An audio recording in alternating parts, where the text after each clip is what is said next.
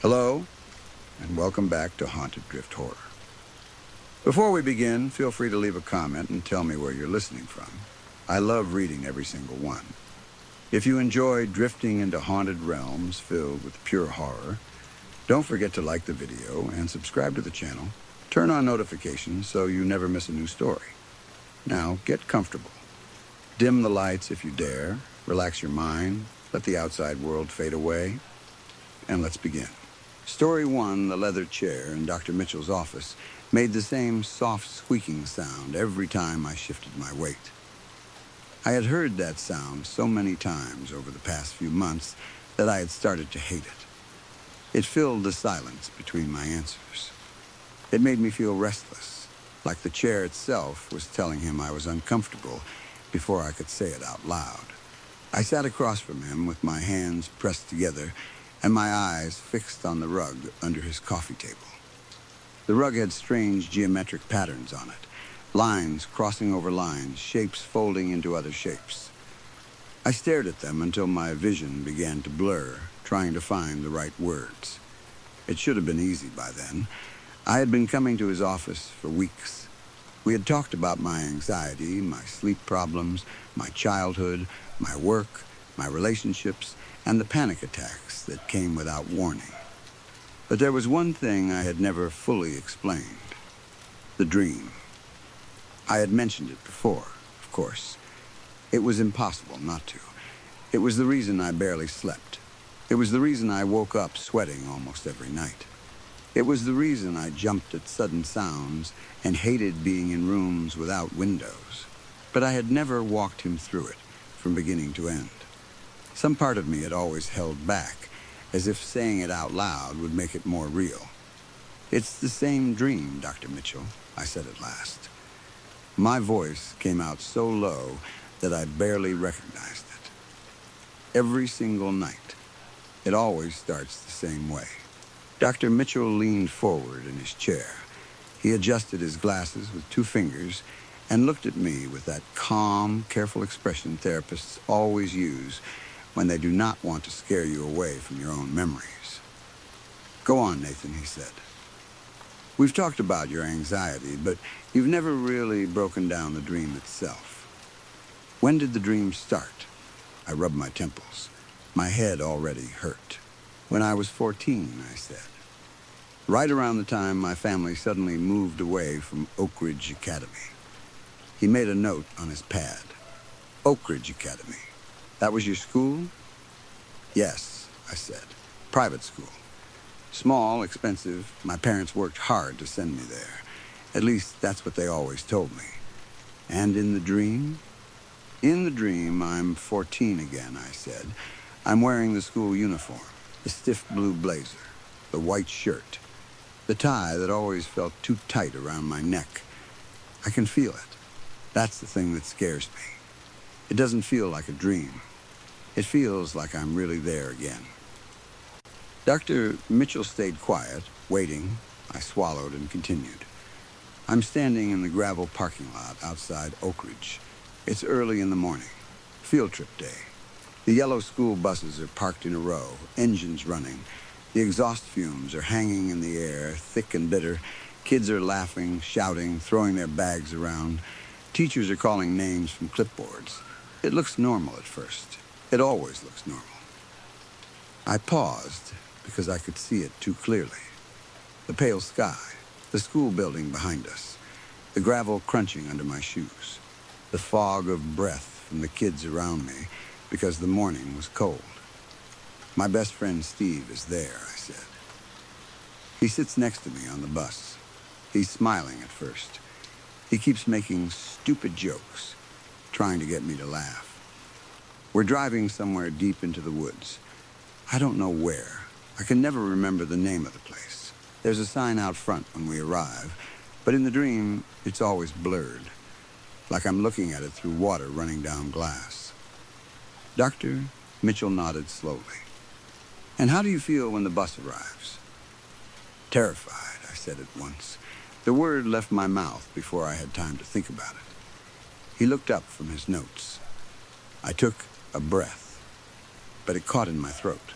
The moment the bus stops, everything changes. The brakes hiss, the doors fold open, and then the whole world feels wrong. The air feels heavier. The kids get quieter, but no one seems to know why. The teachers start acting strange. In what way? He asked. Mrs. Gable is there, I said. She was my homeroom teacher. In real life, I remember her as cheerful. She smiled all the time. She used to put stickers on our assignments and call everyone sweetheart. But in the dream, her smile is wrong. It's too wide, too still. Like someone painted it on her face and told her not to move. Her eyes don't blink. Not once. The office felt colder.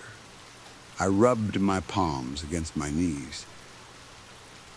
The tour guides at the facility are the same, I said. They don't move like normal people. They move like puppets being pulled by strings. Their shoulders are stiff. Their heads turn too slowly. And they don't look at our faces. That's one part I always notice. They look at our necks. Dr. Mitchell's pen stopped for a second. Then he started writing again. My throat gets dry in the dream, I said, like I can't breathe properly. They line us up outside the building and lead us inside. At first, it looks like some kind of old nature center or retreat. Wooden walls, posters about trees and birds, a gift shop with dusty shelves, normal stuff. But then they take us through a locked door at the back. After that, everything turns concrete. I closed my eyes. The corridors are long and windowless, I whispered. They go down and down. We walk deeper underground. The lights above us flicker. The air smells like copper and rotten vinegar. I know that sounds strange, but that's exactly what it smells like. Metal and something sour, something spoiled. Dr. Mitchell leaned back slightly, but he did not interrupt. I look at Steve, I said. He's crying silently. Tears are running down his face, but he's still walking. Everyone is still walking. No one screams yet. No one runs. It's like we all know we should be afraid, but our bodies won't listen. My hands were trembling now. I folded them tighter so he would not notice, though I knew he already had. They lead us into a huge room, I said. A central room. No windows. Concrete walls. High ceiling.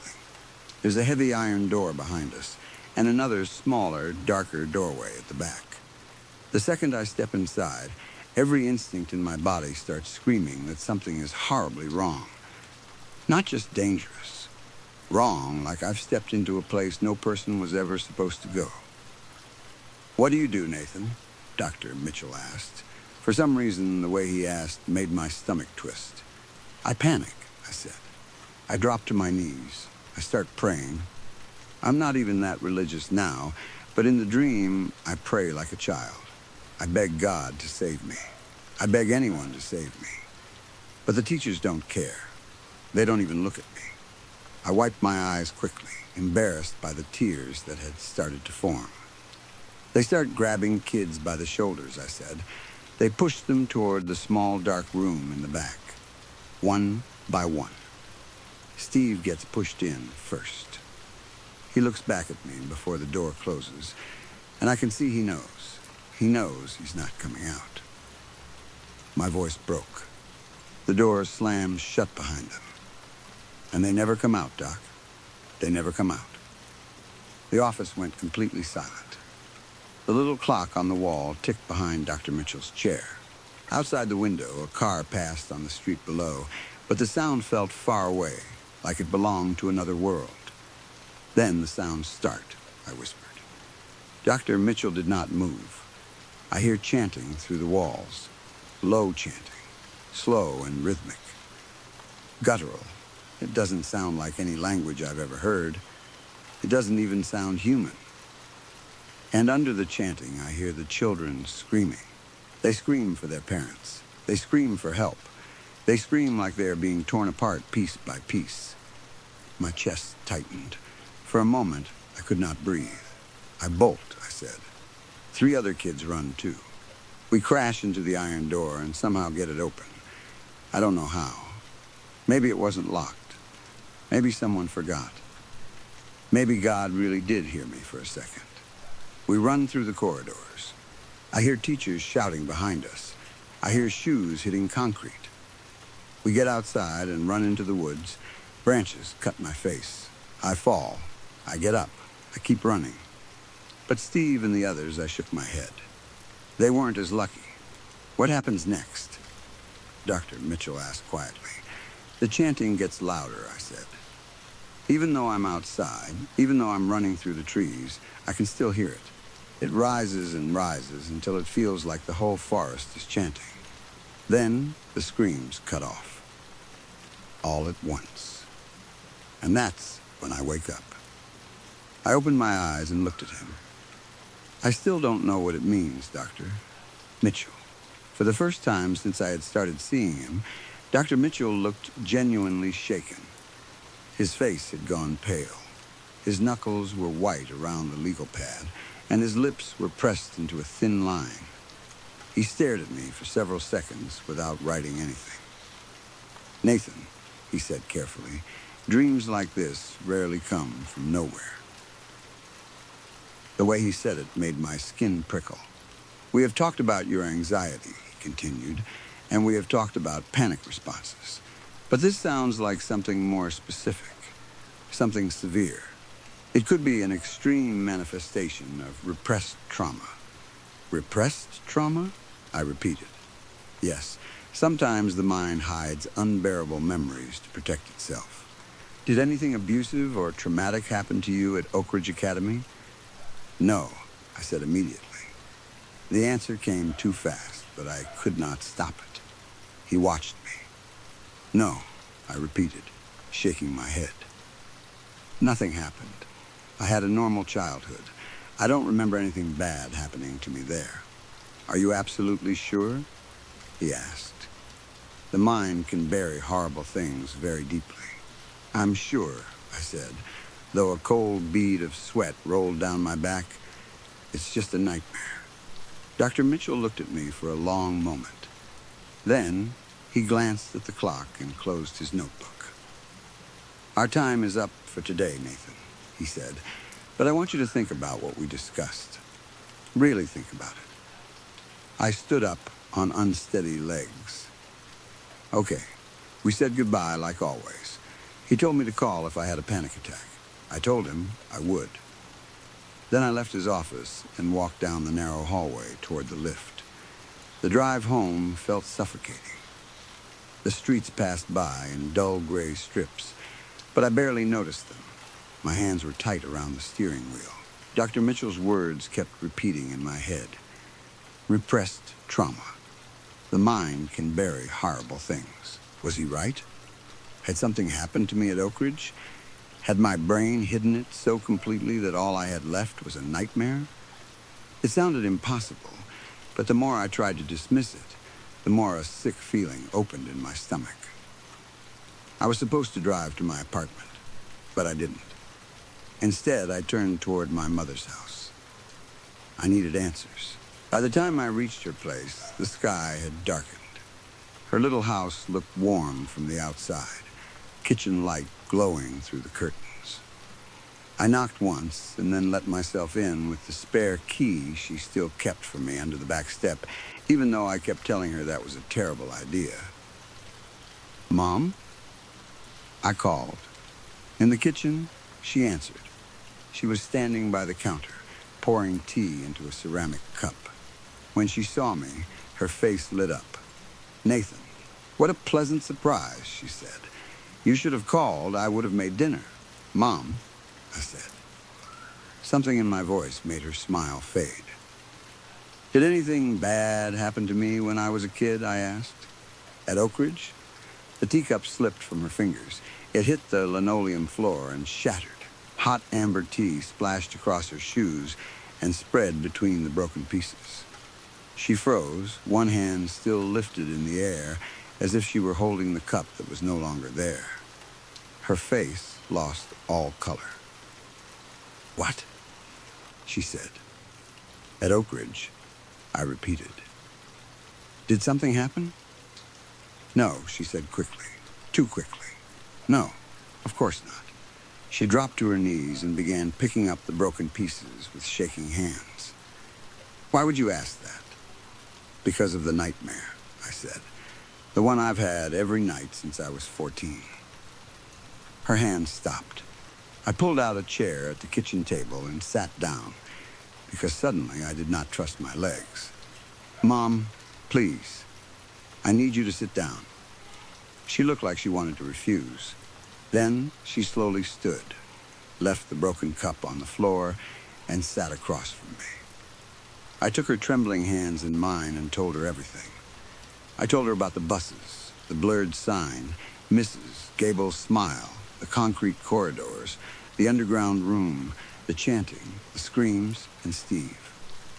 I told her about running into the woods with 3 other kids. I told her how I woke up every night, right when the screams stopped. By the time I finished, my mother was sobbing. Not quiet tears, not the kind of crying people do when they are surprised. She broke down completely, burying her face in her hands while her shoulders shook. It was the sound of someone who had been holding a terrible weight for years and could not hold it anymore. I hoped, she choked out. I prayed to God those memories would never come back. My blood turned cold. What memories? She shook her head, crying harder. They told us the trauma blocks would hold. Mom, I said, my voice shaking now. What are you talking about? She stood up on weak legs and walked to the hallway closet. I followed her, feeling like I was moving through a dream. She opened the closet and pulled down an old, dusty plastic bin from the top shelf. Her hands fumbled with the lid. Inside were old papers, school photos, holiday cards, and files I had never seen. She dug through them until she found a folded newspaper clipping, yellowed with age. She brought it back to the kitchen table and slid it toward me. I stared at it. The headline hit me first. Oak Ridge Academy closed, faculty arrested in underground cult rituals. For a moment, the words did not make sense. They were just marks on paper. Then they arranged themselves into meaning, and the room seemed to tilt. I picked up the clipping and read it with shaking hands. The article was from 12 years ago. It said Oak Ridge Academy had been closed after a police raid exposed an underground chamber beneath a secluded retreat used for school trips. The principal, several teachers, and owners of the retreat had been arrested. Investigators believed they were part of a cult that had been operating for years. The article used careful words, but the meaning was clear. Children had died there. Children from the school. Students, my classmates. I kept reading faster and faster until the lines blurred. You were there, Nathan, my mother whispered. I looked up at her. We had no idea, she said. We trusted them. All of us trusted them. They told us it was a field trip, a safe place. Educational, the kind of trip every parent says yes to. I could not speak. The police raided the facility after you and 3 other children escaped into the woods, she said. You were found screaming, covered in dirt and blood from scratches. You kept saying they took Steve. You kept saying they were chanting. The kitchen walls felt too close. You had a panic attack in the main chamber, she said. That delayed them just long enough for you to get away. If you hadn't dropped to the floor like that, if they had pushed you through with the first group, she covered her mouth, unable to finish. Steve, I whispered. Her eyes filled again. Steve and 12 other children were already gone by the time police broke down the doors. I gripped the edge of the table so hard my fingers hurt. My nightmare was not a nightmare. It was a memory. My mother reached across the table and grabbed my hand.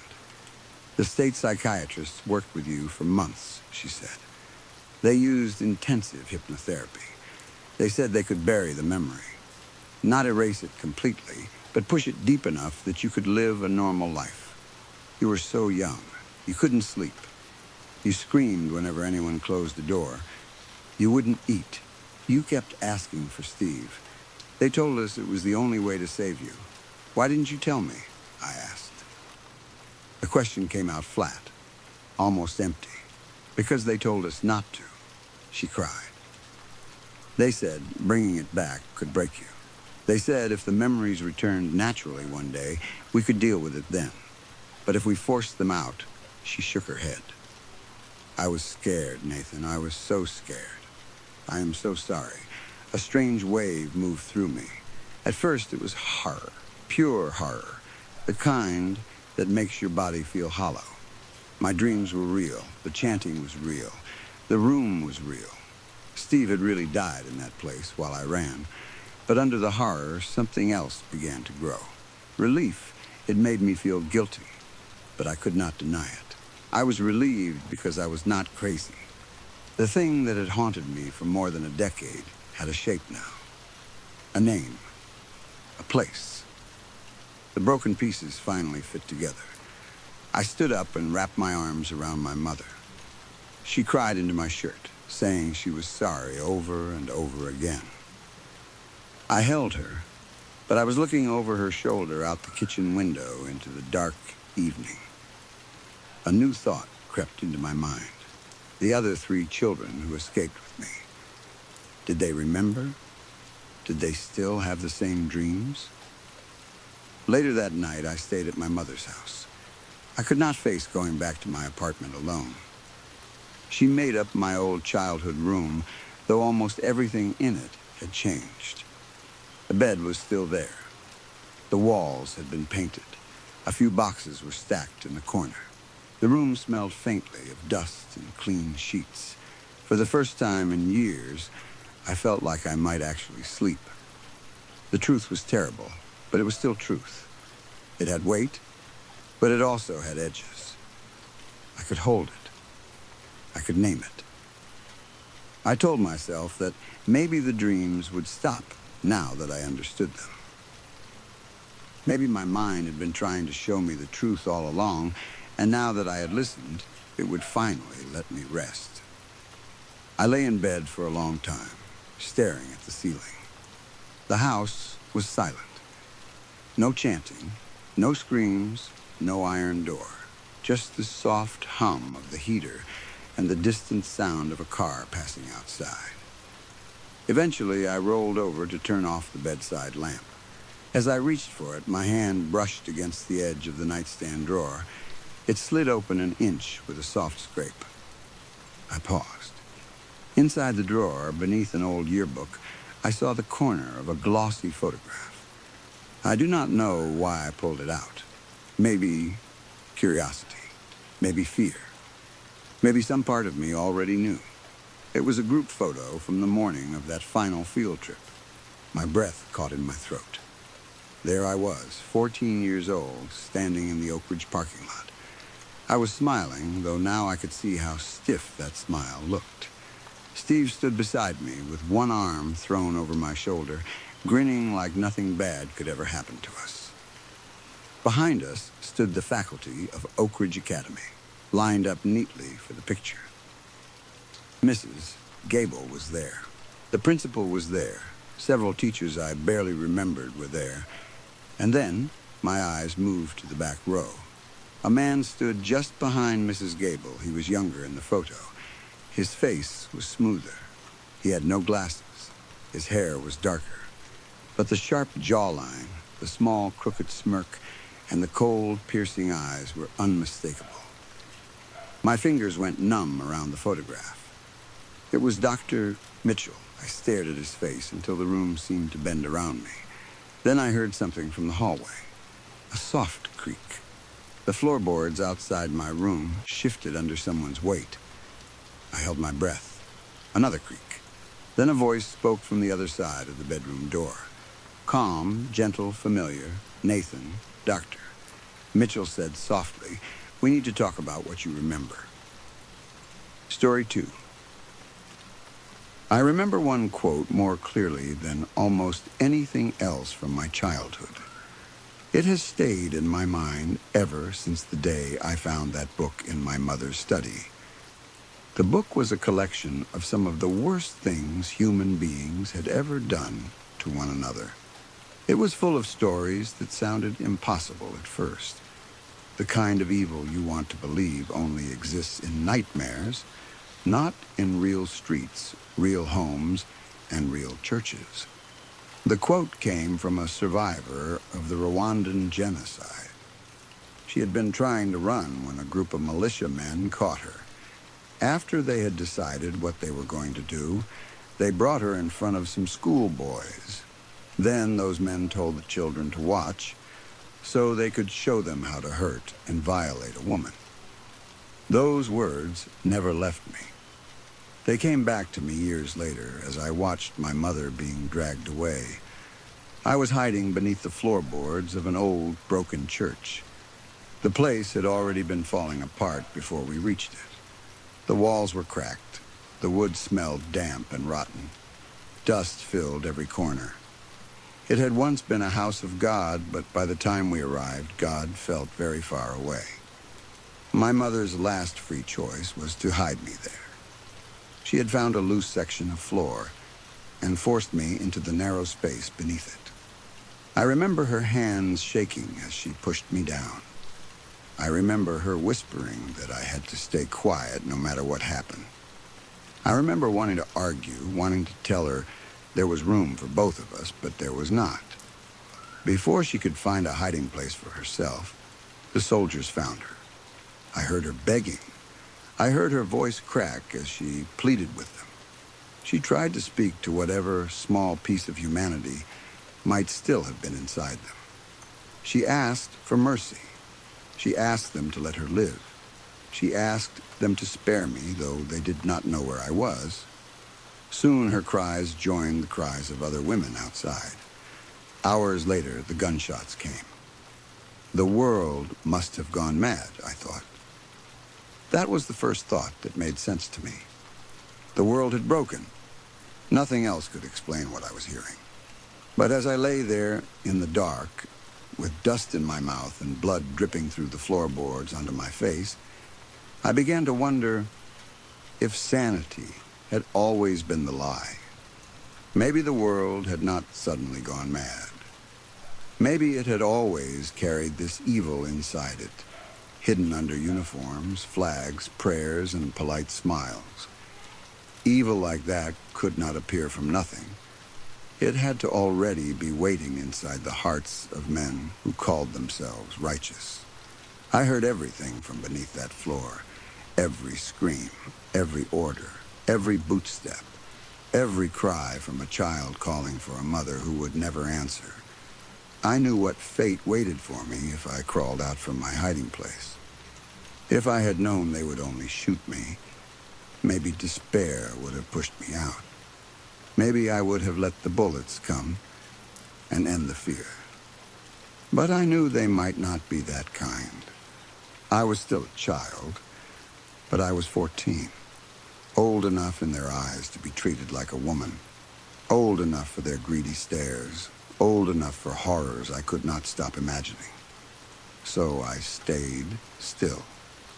I held my breath as soldiers walked through the church above me. Their boots moved over the floorboards. Dust shook loose and fell onto my face. At one point, someone cried out so close to me that I almost screamed back. A child was dragged across the floor above my hiding place. Then there was a shot. Warm blood dripped through the cracks and landed on my cheek. I did not make a sound. Days passed after the soldiers left. Even then, I did not move. I stayed under the floorboards long after the church became quiet. Hunger twisted inside me. Thirst made my mouth feel like it was full of sand. My body cramped until I could no longer tell where one pain ended and another began. I thought about staying there forever. I thought about letting myself starve to death in that hidden space. It seemed easier than crawling out and seeing what had happened. But after hearing so many people fight to live, after listening to my mother plead until her voice was taken from her, dying quietly felt like an insult. So I crawled out. That was when I saw the full aftermath of what I had only heard. Children lay around me like broken dolls. Some still had their hands reaching toward corners, doors, or other children. Some had their eyes open. Some were so covered in blood I could not tell who they had been. We had all come to this church for shelter, believing that maybe a holy place would be spared. But divine punishment did not seem to worry men who already believed God was on their side. I did not look outside. I could not. I was too afraid of what I would find there, especially among the women.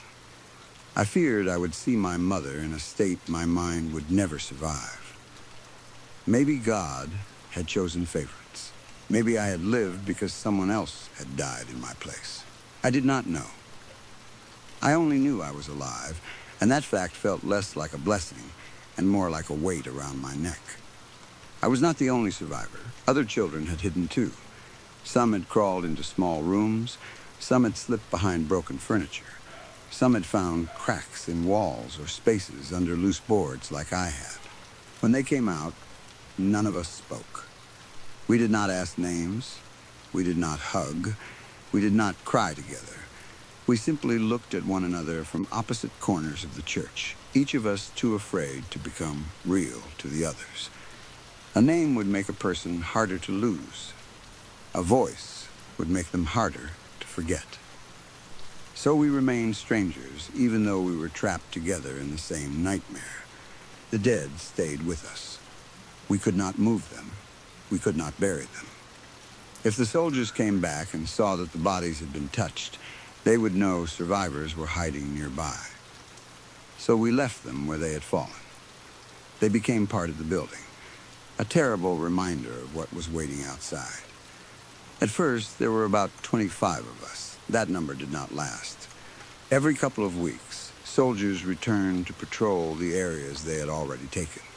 They wanted no one left behind, no witnesses, no children who might grow up and remember, no survivors who might one day seek revenge. They knew hunger would force us to move.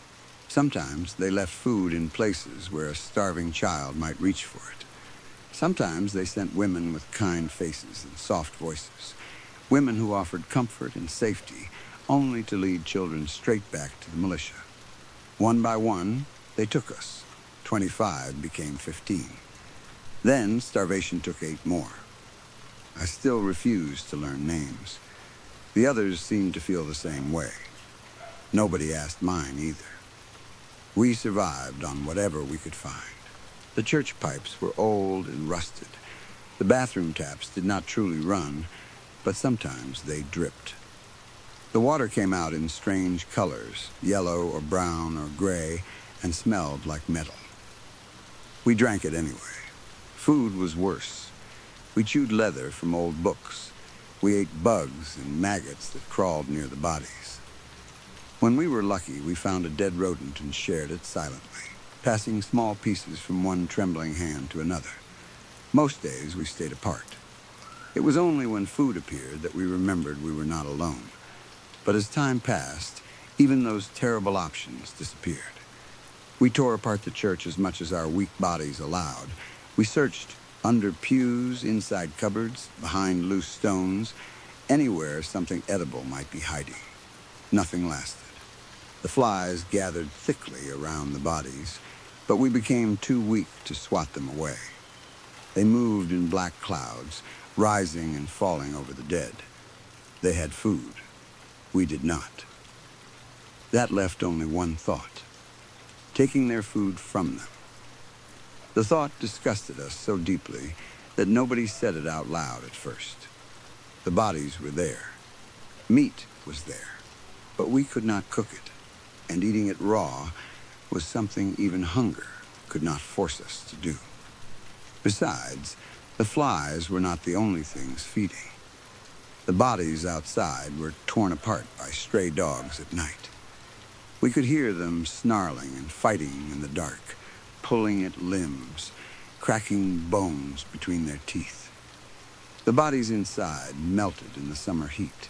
Blood and fluids seeped through cracks in the floorboards, dripping down into the one place none of us dared to go: the basement. If there was still food anywhere in the church, it would have been down there, behind that door. But something lived there. At night, we heard it. Soft snarls, low growls, a deep rumbling sound that made the walls tremble. Sometimes it paced. Sometimes it dragged itself across the floor. Sometimes it sounded like it was breathing directly beneath us. On the first night after the soldiers left, I heard it under the spot where I had hidden. A thin gap between floorboards let me see a sliver of the basement below. As blood dripped from above and trailed down my cheek into the cracks, I heard something licking the wood beneath me. Even the soldiers feared the basement. It was the last place they inspected, and only one man came back from that door. His arm was torn open and hanging badly. His screams mixed with the creature's wails. The sound of that thing's hunger reached into our bones. Its growls did not sound angry. They sounded desperate. After that, whenever the soldiers returned, they stayed away from the basement. So did we. At night, I listened to it move. Sometimes that sound was the only thing that kept me from drowning in my own thoughts. I often cursed my body. If I had known that a bullet would be the only thing waiting for me, maybe I could have died beside my mother. But instead, I had to fear something worse. I had to fear making the same sounds she had made before they killed her. Not even animals deserve to be treated that way. Sometimes I clawed at my own skin, wishing I could peel it off and wear someone else's. I hated the parts of me that made them look at me differently. I hated the changes that had started in my body.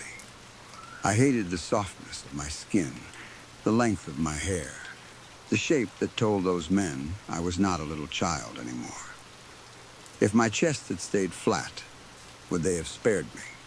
If my hair had been shorter, would they have ignored me? If I had been born with a different body, would I have been safer? The questions made me sick, because the answer did not matter. They were not looking for reasons. They were making excuses for evil that already lived inside them. I hated men. Men who believed they had a right to bodies that were not theirs. Men who thought uniforms put them above mercy.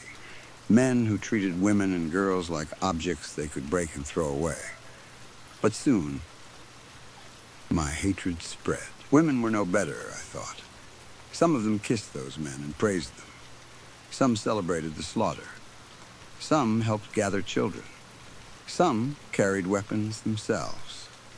Just because they did not commit every act with their own hands did not mean they were innocent. No, men were not the whole problem. Women were not the whole problem. Everyone was. I hated everyone. I hated the world. I hated the people in it. I hated that such things could happen while the sky stayed blue and birds still sang in the trees. I hated that life could continue while children died on church floors. How could the world allow this? How could a person's fate be decided by birth, by tribe, by name, by the place they happened to be when men with guns arrived? A world like that had been abandoned by God long ago, just like this church. When those thoughts grew too loud, I listened to the beast below.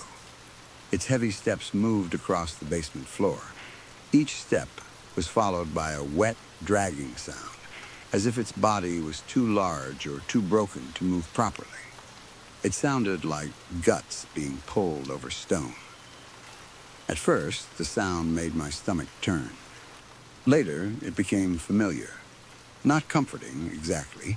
Nothing in that place was comforting, but familiar. I began to wonder if it was waiting for something. I wondered how long it had been trapped there, just like us. The only thing between it and us was the basement door. I never liked looking at that door. I feared that if I stared too long, it would open exactly as my imagination showed me. I imagined the creature crawling out, tearing us apart, then carrying what was left of us to the soldiers as if presenting a gift. Most of us shared that fear. But one boy did not. His name was Emmanuel. He was around my age, maybe a little younger. For months he had stayed as silent as the rest of us. Then one day, hunger gave him a voice. His idea was simple: starve or risk the basement. He was right about one thing. We could not last much longer without food. Our bodies were thin and weak. Our stomachs had started to feel like they were eating themselves. But going into the basement meant facing something we did not understand. Most of us would have chosen starvation. Then, Emmanuel showed us why he had become brave: an abandoned rifle. "I found it near the basement door," he said. "The soldiers must have left it when they panicked.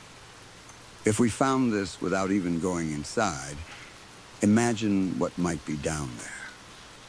I scoffed before I could stop myself. The arrogance of a boy with a gun was a dangerous thing. He turned toward me. "What's your problem?" "Even if we shoot it, the noise will bring the soldiers back. It's only if we have to," he said. "I would rather die fighting than starve." Maybe if he had said that months earlier, I would have agreed. But now I was used to hunger. I was used to the pain in my stomach and the weakness in my limbs. If death was coming, I preferred something familiar.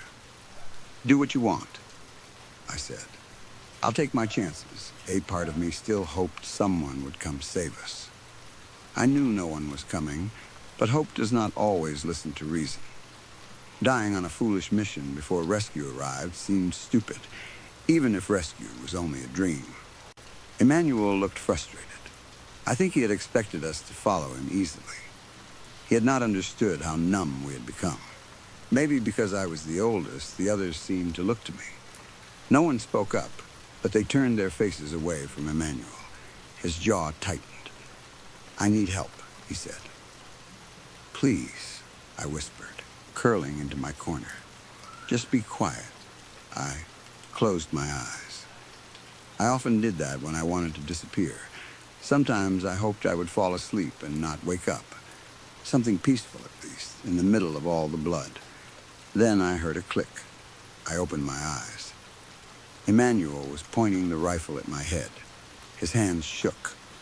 "What are you doing?" I asked. "Help me," he said, "or I'll shoot." His voice had almost no strength behind it.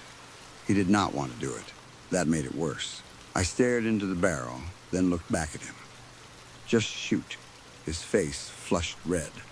His anger twisted into humiliation, then into a harder kind of resolve. He turned the gun away from me and aimed it at one of the younger children. "Help," he said, "or I shoot them." A chill moved up my spine. The little girl he aimed at froze. The others scrambled back against the walls, trying to get away from the gun and finding nowhere to go. Emmanuel swung the rifle from one child to another. "See?" he shouted. "Now you suddenly care about your lives." My mind struggled to keep up. The gun moved between children, each one trembling, each one waiting for him to pull the trigger. One girl began to cry. Emmanuel looked over his shoulder at me. I had never learned their names. I had told myself I did not need to, because most of them would die soon anyway. He was a fool if he thought their deaths would move me. But somehow, he was right. Their eyes turned toward me. They looked at me like I could save them. They looked at me the way my mother had looked before she was dragged away. Emmanuel pressed the gun to one boy's head. "Either you help, and everyone helps," he said, "or you take your chances outside. Anyone who won't help find food doesn't deserve what little we have." "You're crazy," I whispered. "Then go outside with them," he snapped. "Either come down there with us or leave." Both choices were death. At least one might be quicker. "Fine," I said. Emmanuel looked almost relieved when he lowered the rifle, as if he had not been the one to raise it in the first place. After that, the other children stayed close to me. They expected protection now. Maybe they thought I had power because I had made Emmanuel lower the gun. They were wrong. Whatever was in that basement, I could not save them from it. The stairs down to the basement were not long, only a couple dozen steps, but each one felt like it took forever. The air grew colder as we descended. The smell changed too. Rot, damp wood, old blood, and something thick underneath it all. Emmanuel led the way with the rifle ready. The basement door waited at the bottom. Chains covered it. They were wrapped around the handle and across the frame, twisted over each other like metal vines. The lock had been destroyed, probably by the soldiers. So someone had done their best to seal the door another way. The silence scared me most. All those nights we had heard the creature pace and drag itself around. Now that we stood at its door, I expected the sounds to be louder than ever. Instead, there was nothing. You could have heard a pin drop. Dried blood still stained the floor where the injured soldier had fled. I could almost picture the moment the creature had taken his arm. The warning signs were everywhere. Emmanuel ignored them. One by one, he started removing the chains. When he needed help, he ordered us to lift and pull. Each chain clattered softly to the floor, and with every one removed, the danger felt closer. The only thing left was the lock built into the door itself. A simple metal turned below the handle. Emmanuel raised the rifle. "You all stay behind me," he said. "Grab anything useful when we get in. If something comes, I'll handle it." The younger children nodded. I could not focus on his words. I was staring at the lock. Before he could open the door, I grabbed his wrist. "Wait, what?" "The most dangerous moment will be when the door opens," I said. "We need to be ready." I pointed to two of the children behind us. They were the oldest of the younger ones, around 9 or 10, and probably the strongest. "You two," I whispered. "Be ready to push the door closed with everything you have if we need to." Their voices came out small and broken. "Okay." I took hold of the lock. "Emmanuel," I said. "Keep the rifle aimed." He looked surprised that I was giving orders, but after a moment he nodded. His hands were still trembling. No reassurance could prepare him for what might happen. I held my breath and turned the lock. The door creaked open. Nothing happened. A dark room waited beyond it. Without light, everything inside blurred together into a sea of black. I could make out vague shapes that might have been furniture or boxes, but no details. Dust rose from the floor and floated in the air. Emmanuel stepped inside with the gun raised. He felt along the wall for a switch, found nothing, then gestured for us to follow. None of us moved. Somehow, finding nothing was more frightening than seeing the beast. Emmanuel turned back toward us. He kept the rifle ready but held out one hand. "This is our chance," he said. "Come on." Something dripped onto his forehead. It was dark and slimy, with a red tint in the blackness. Emmanuel stopped speaking. He wiped it away and looked at his fingers. When he saw the stain, he began to shake. His eyes stayed locked on us. So I looked up for him. At first, I could not see anything. The ceiling was as black as the rest of the room, but then the darkness above him seemed different, thicker, more alive. Something was there. A low growl came from above. We all knew that sound. Emmanuel raised the rifle. Hell broke loose. The thing dropped from the ceiling with a screech that tore through the basement. It moved so fast I could not see its full shape. 1 second it was above him, and the next it had Emmanuel's left side in its grasp. I shouted for the children to push the door closed. At the same time, I grabbed Emmanuel and pulled. What followed was a fight for his body. Emmanuel screamed and twisted in pain. I held on to him with all the strength I had.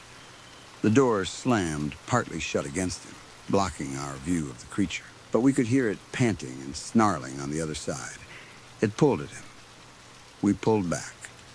The two children at the door pushed as hard as they could. Then 3 more joined them. Even with all 5, The thing was almost too strong. I knew they would need my help, but Emmanuel was still in my hands, and I could not let go. I heard bones pop out of place. His flesh began to tear. Blood smeared across the doorframe. Strings of tissue stuck to the wood as his body was dragged against it. With his free hand, Emmanuel tried to hit the creature with a rifle again and again. It did not care. "Shoot it!" I screamed. "Shoot it!" Emmanuel aimed as best he could and pulled the trigger. Nothing happened. The rifle was empty. Of course it was. Of course the soldiers had not left a loaded gun behind. The struggle ended suddenly. The gun dropped to the floor. I fell backward with Emmanuel as the door slammed shut. I jumped up and locked it. "Chains," I gasped. "Put the chains back." The children obeyed, crying and shaking, trying to rebuild the barricade as best they could. I turned to Emmanuel. His body was pale. Most of his blood seemed to be outside him now. His arm was shredded and barely attached. His torso had been stretched and torn in ways no body should survive. I could see broken bone and burst vessels beneath the ruined flesh. He was no longer reacting to the pain. I pressed my hands against the wounds, trying to stop the bleeding. It was useless. He knew it too. With a gentle hand, he stopped me. "It's all right," he choked. Blood ran from the corners of his mouth. His eyes were bloodshot. I knew the risks. I had no tears left, but I pitied him. Part of me was glad his own decision had killed him, and not one of us.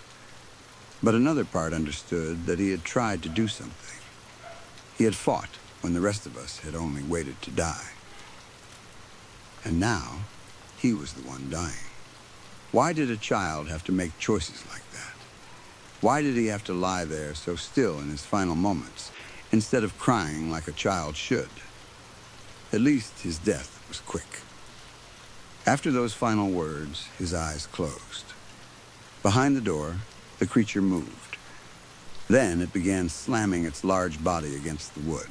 Again and again, it hit the door. When it failed to break through, it screeched so loudly the whole church seemed to shake. My stomach dropped. The soldiers would hear that. I told the children to follow me and ran up the stairs. After facing death again, something inside me had decided I was not ready to die. I had survived too long. I had watched too many people fight to live. I had to try. Even if I did not survive, maybe the others could. We had to leave. The soldiers knew about the creature. They might avoid it, but they would want to know what had angered it. If any were nearby, they would come quickly. This time, they would search more carefully. I did not know where we would go. My mother and I had not been from the area. We had only been trying to flee across the border when we ended up here, but we could hide somewhere nearby and return after the soldiers left. I pushed open the church door. Daylight blinded me. It had been so long since I had stood under the sky that my eyes burned. I raised a hand to shield them and tried not to look around. But I saw enough. The bodies outside still lay where they had fallen. Stray dogs had torn some apart. Others were naked. Others were so badly ruined that they barely looked human anymore. I forced myself not to look closely. I was afraid I would recognize my mother. "The coast is clear," I whispered. "Come on," then I ran. I covered my eyes with one hand and rushed toward the tree line. My feet struck stiff bodies more than once, but I focused on staying upright.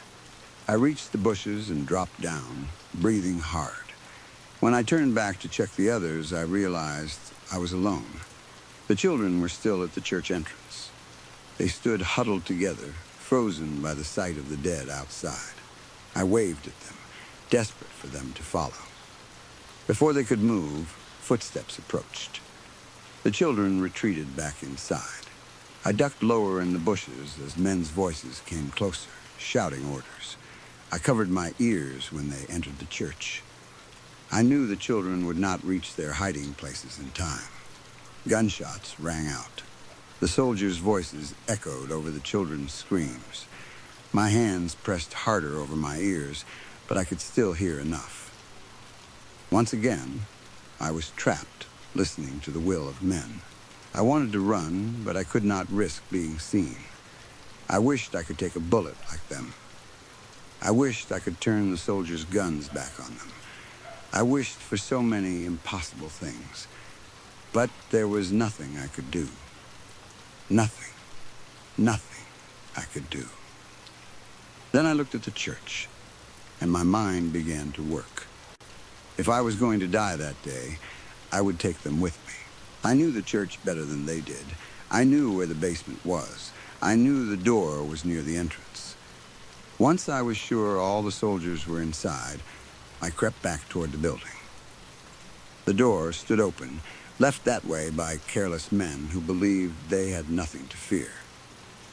I slipped inside.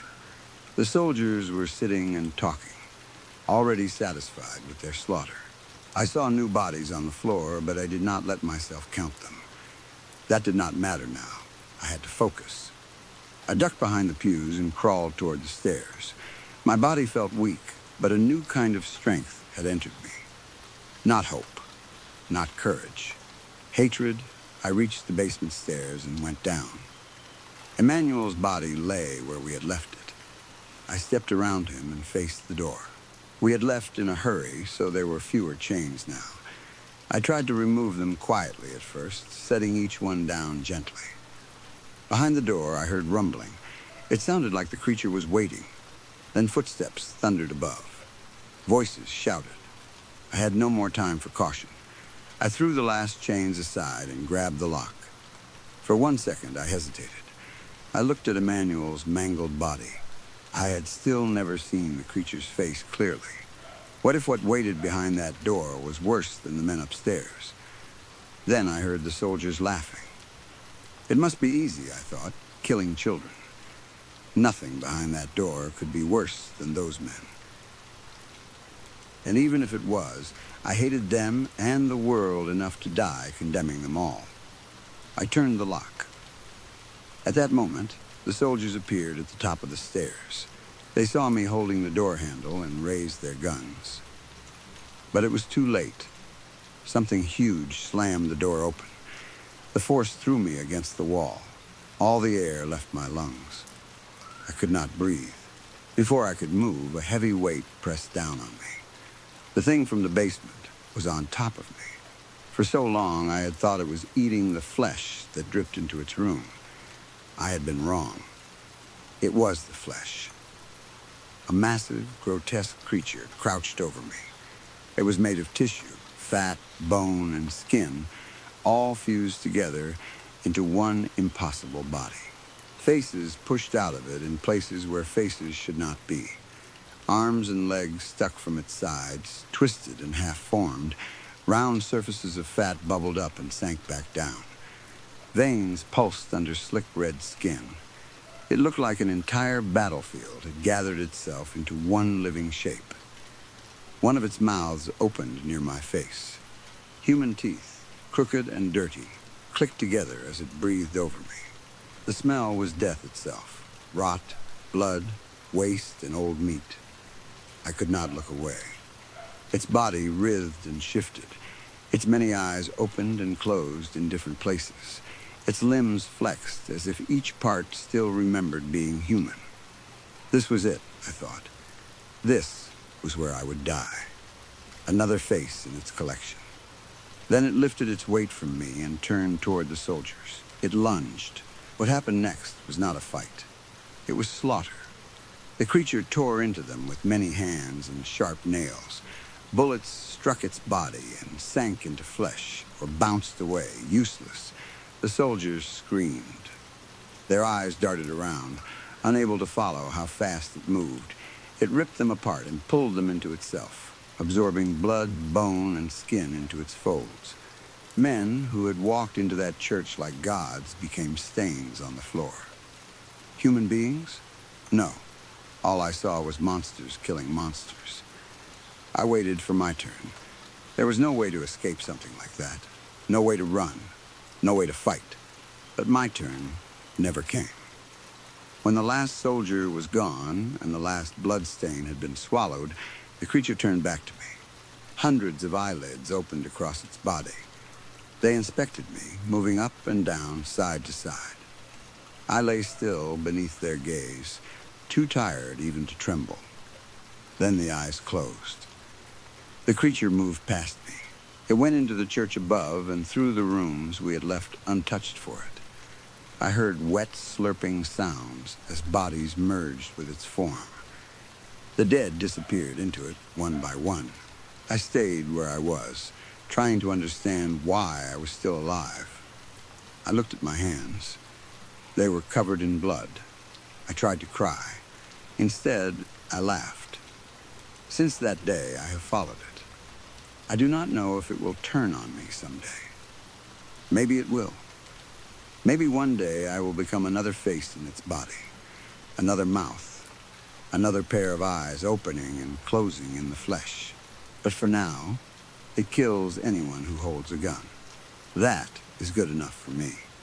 It grows larger with every feast.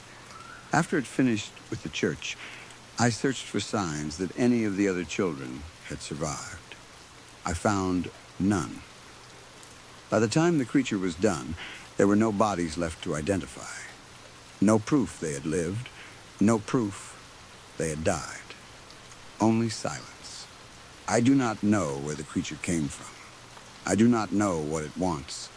I do not know if it has a mind or a purpose or a hunger that will one day swallow the world. I do not know. And I do not care. I will follow it to the ends of the earth if it continues to consume the people I despise so deeply. For now, I must say goodbye.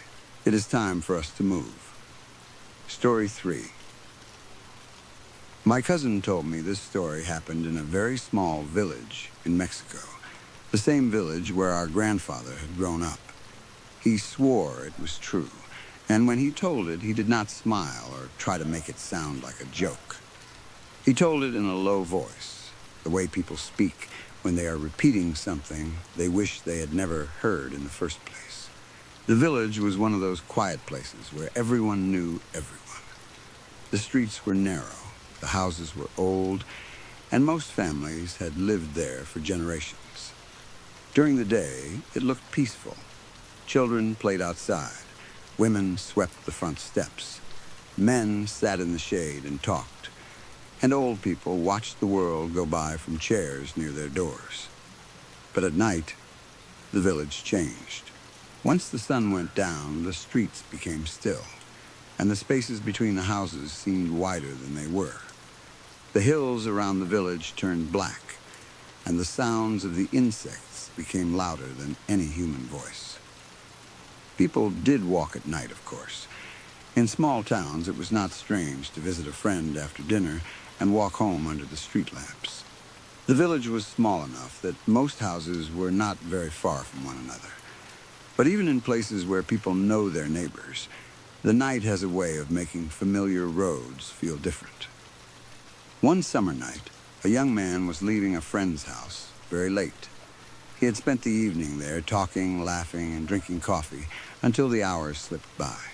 His friend offered to walk with him or let him sleep there until morning, but the young man refused.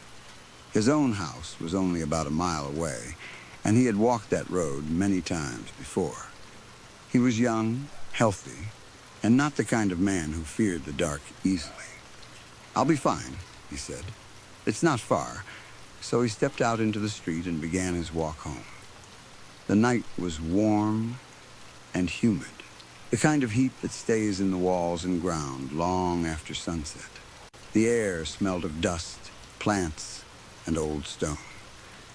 Street lamps buzzed softly above the road, their yellow light spilling onto the gravel in weak circles. Crickets sang from the grass and bushes. Somewhere far away, a dog barked once and then went quiet. The young man walked with his hands in his pockets, listening to the sound of his own shoes on the loose ground. Step, step, step. At first, everything felt normal. Then, after a few minutes, he heard another sound. A second pair of footsteps. They were softer than his, slower too, but they were there. He turned his head and looked over his shoulder. A little old woman was walking behind him. She was several yards back, moving at a steady pace. She was short and bent slightly forward, wearing dark clothes that made her almost blend into the night. In one hand, she held a candle.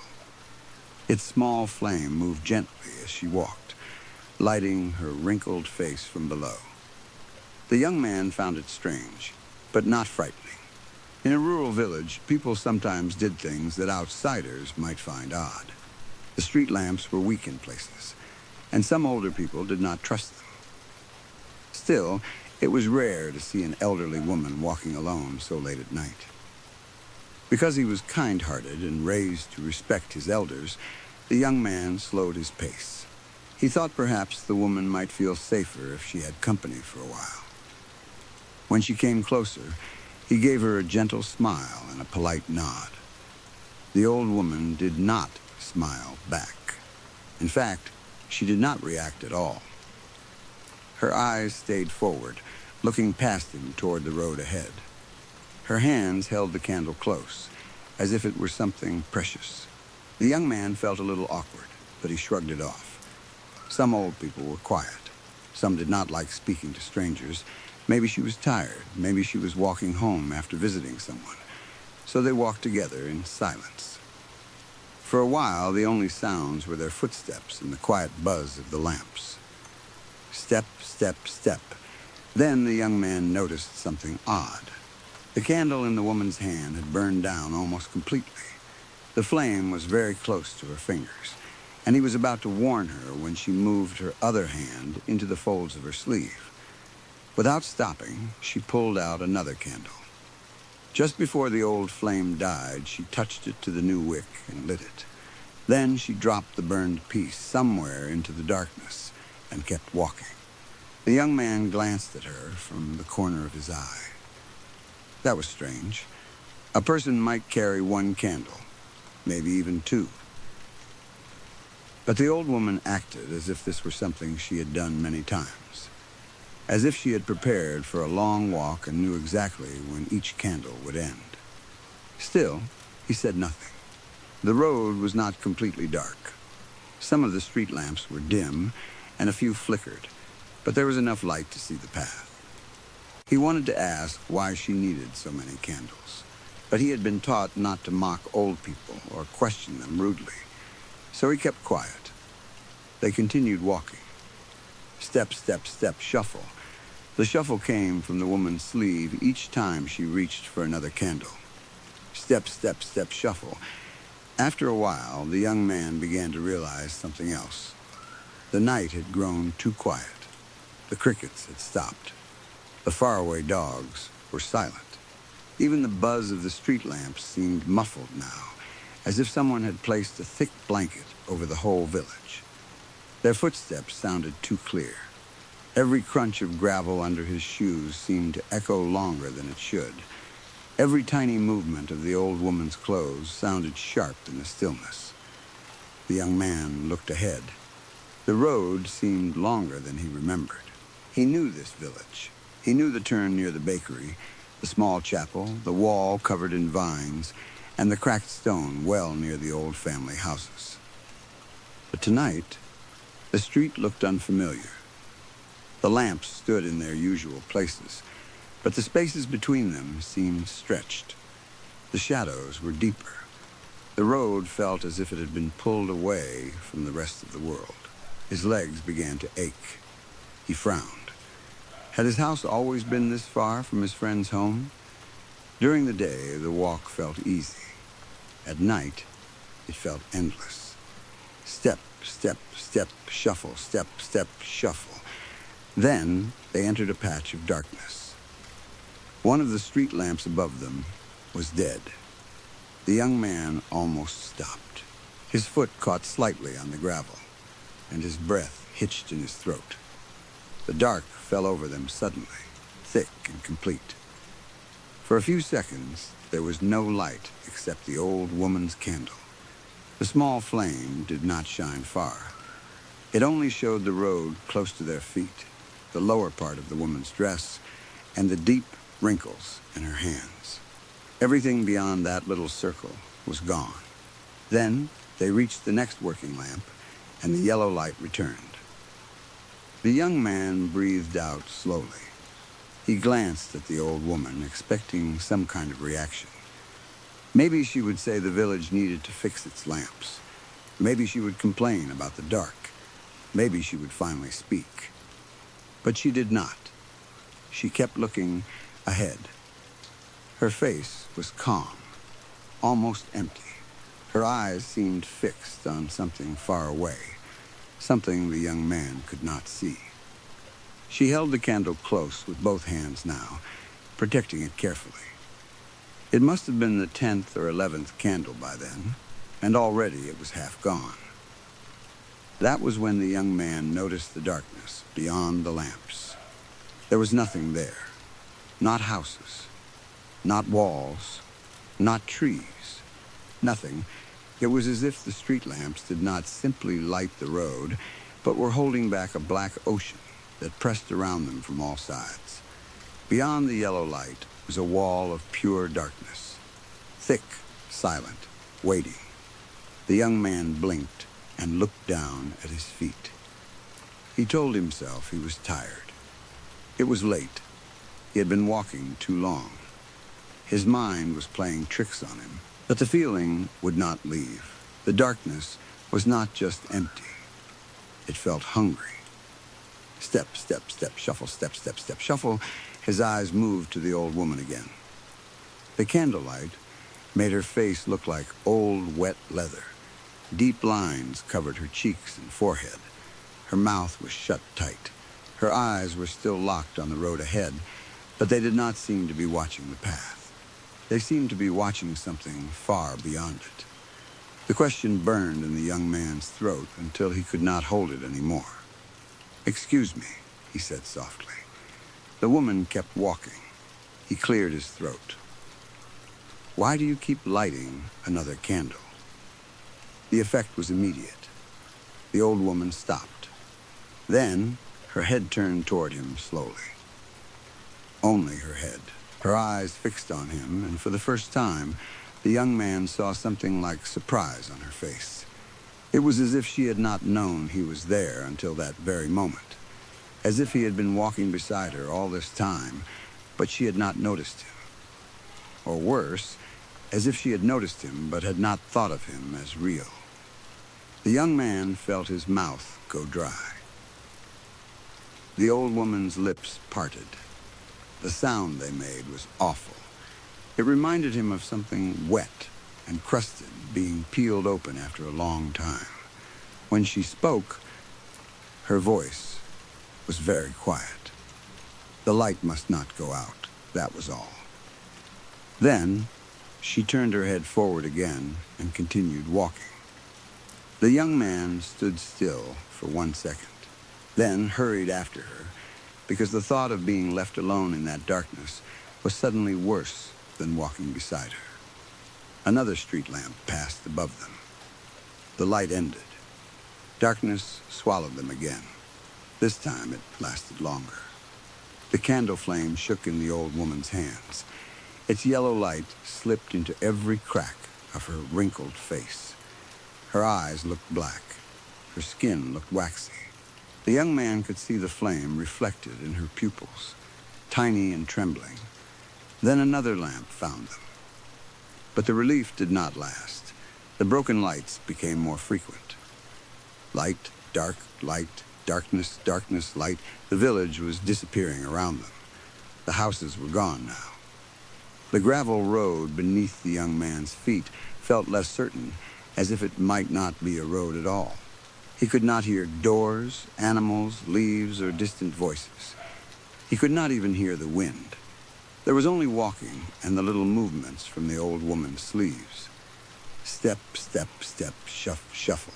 Step, step, step, darkness. Step, step, step, light. Step, step, step, shuffle. Step, step, step, darkness. The young man began to feel something inside him twist.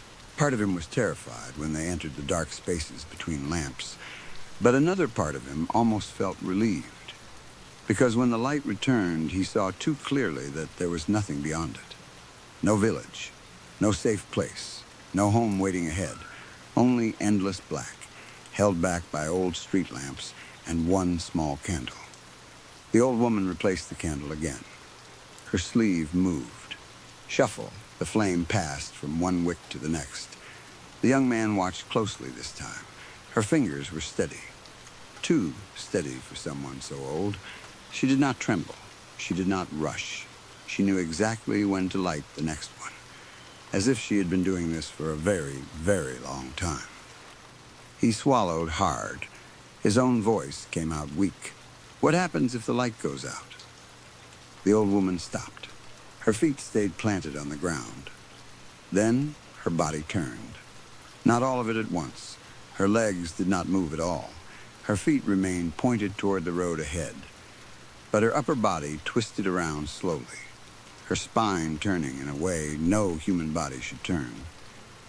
The movement was silent and smooth, like something made of rope instead of bone. She faced him, and she smiled. It was a gummy smile, wide and wet, with almost no teeth. The candle was held close to her chest. The flame made her face glow from below. "Let's see, shall we?" she whispered. Then she blew out the candle. My cousin said the young man was missing for 3 days. His friend, the one whose house he had left that night, became worried the next morning when the young man did not show up for work.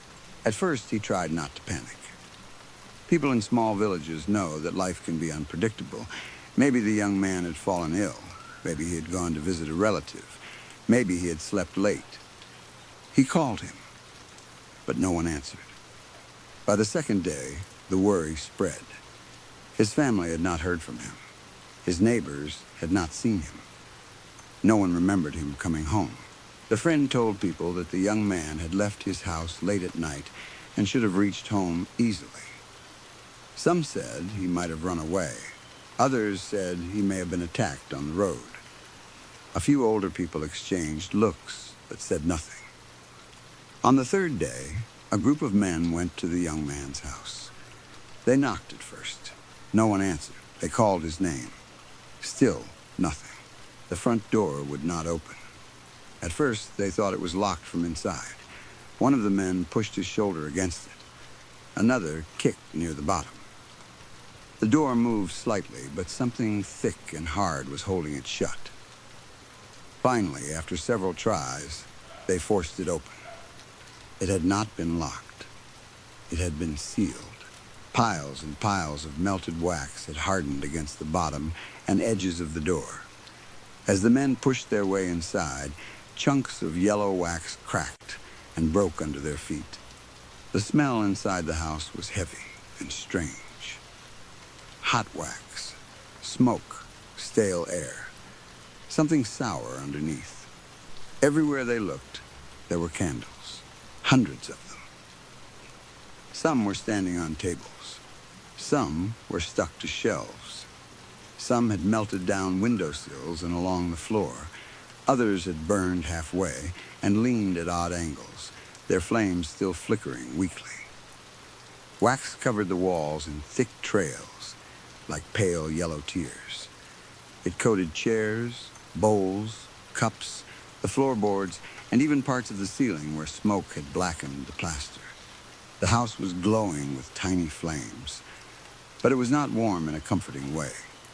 It felt like a shrine or a trap. The men moved through the house carefully, calling the young man's name. None of them wanted to touch the candles, but there were so many that they had to step between them, like walking through a field of little fires. They found him in the main room. He was sitting in a chair. At first, they thought he was dead.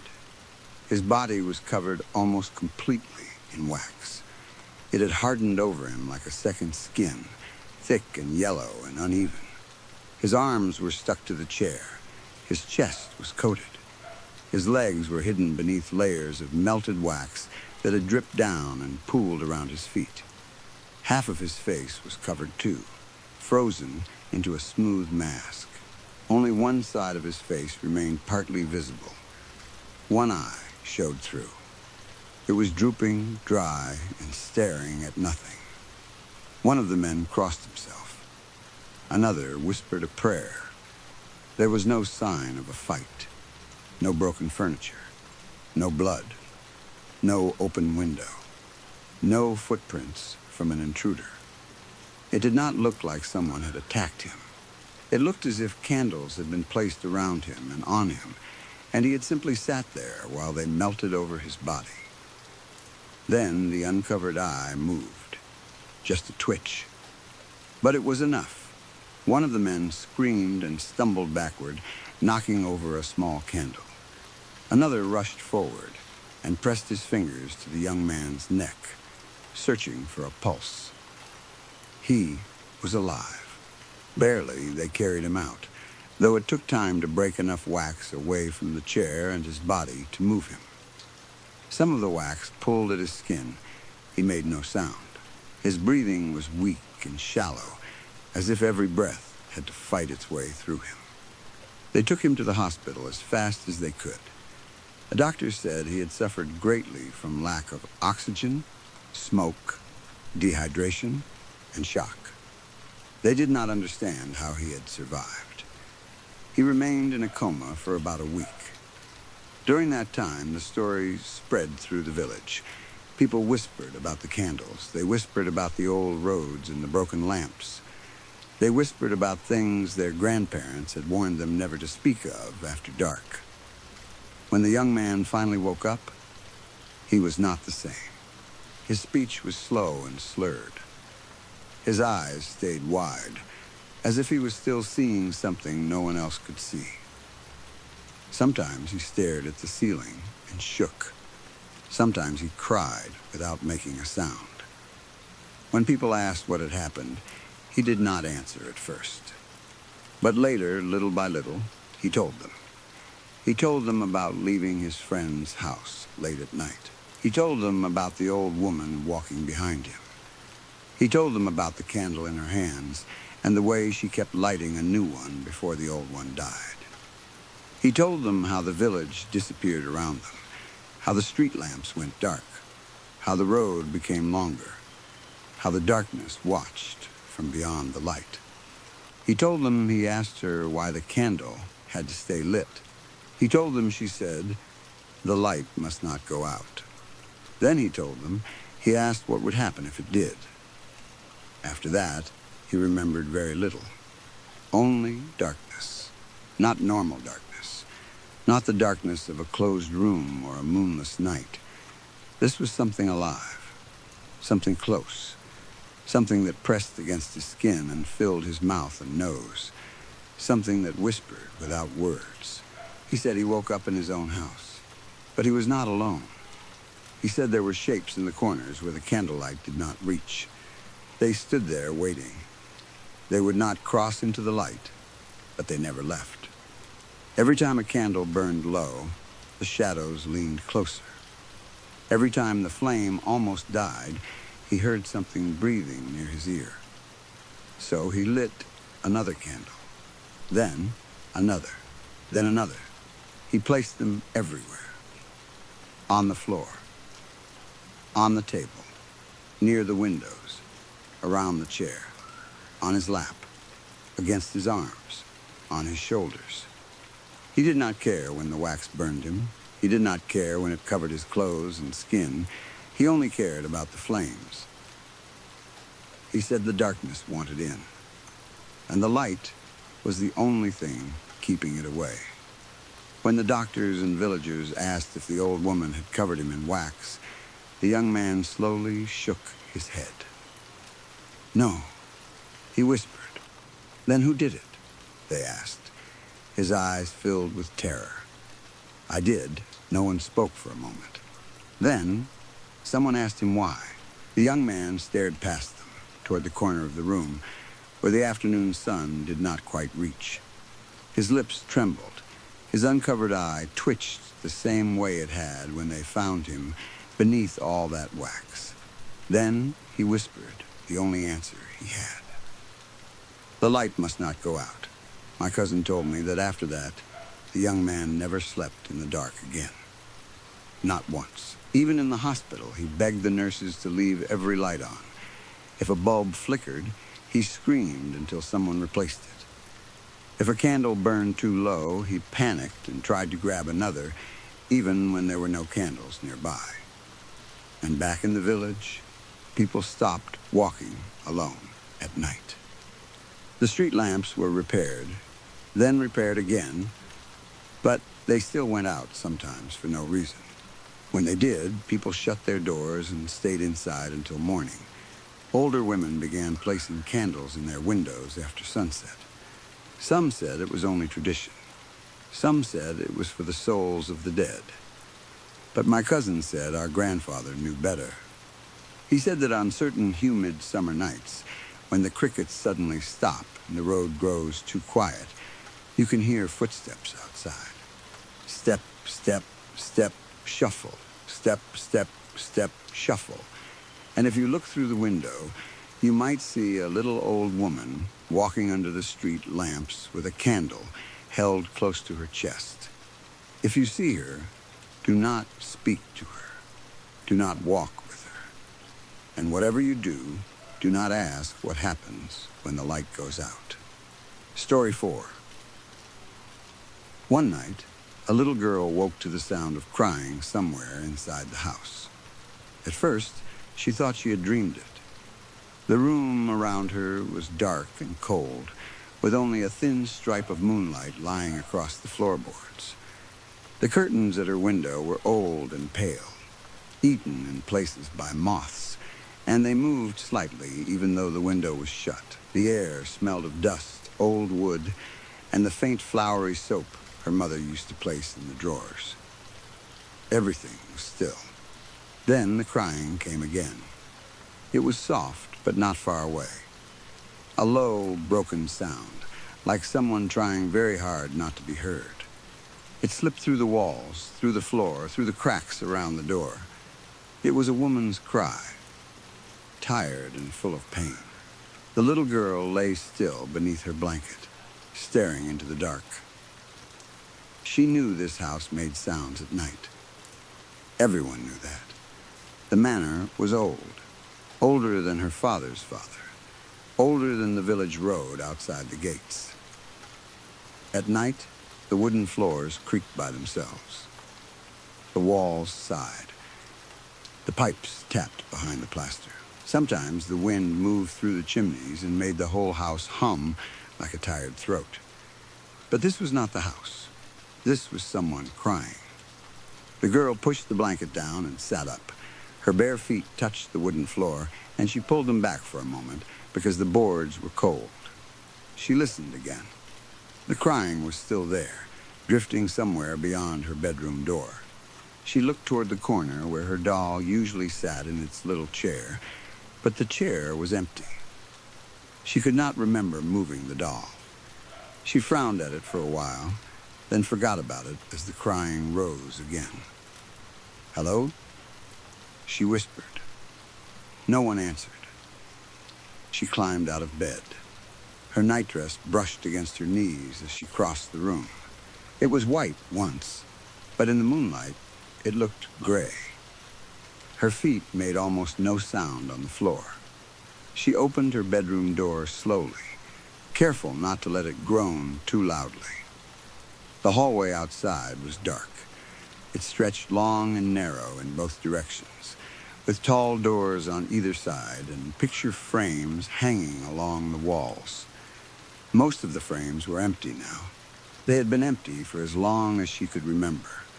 Her father said the old family portraits had been taken down because they were too gloomy. Her mother said it was because the house did not like faces looking back at it.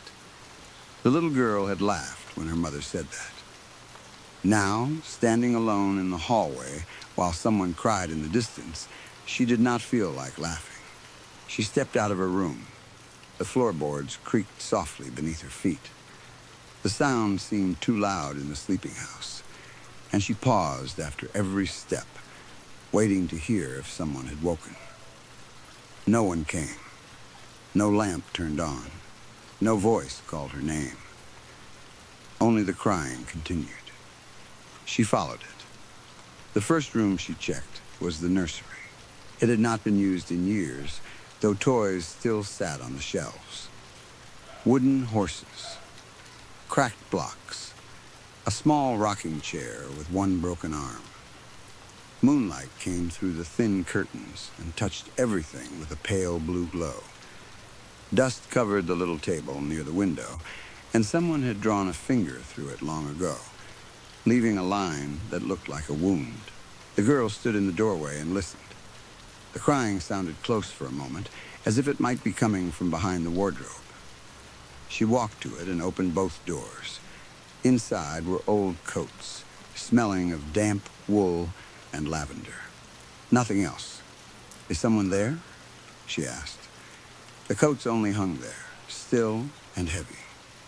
She closed the wardrobe and left the room. The crying moved again. Now it sounded farther down the hall. She passed the bathroom, where the cracked white sink shone in the moonlight. The mirror above it was spotted with age, and her reflection looked faint inside it, as if she were standing far away behind the glass. She stopped and stared at herself. Her hair was tangled from sleep. Her face looked pale. Her eyes looked too dark. For a strange moment, she felt she was looking at someone else. Then the crying came from below. The little girl turned and walked toward the staircase. The grand staircase curved down into the entrance hall. During the day, sunlight came through the tall windows and made the banisters shine.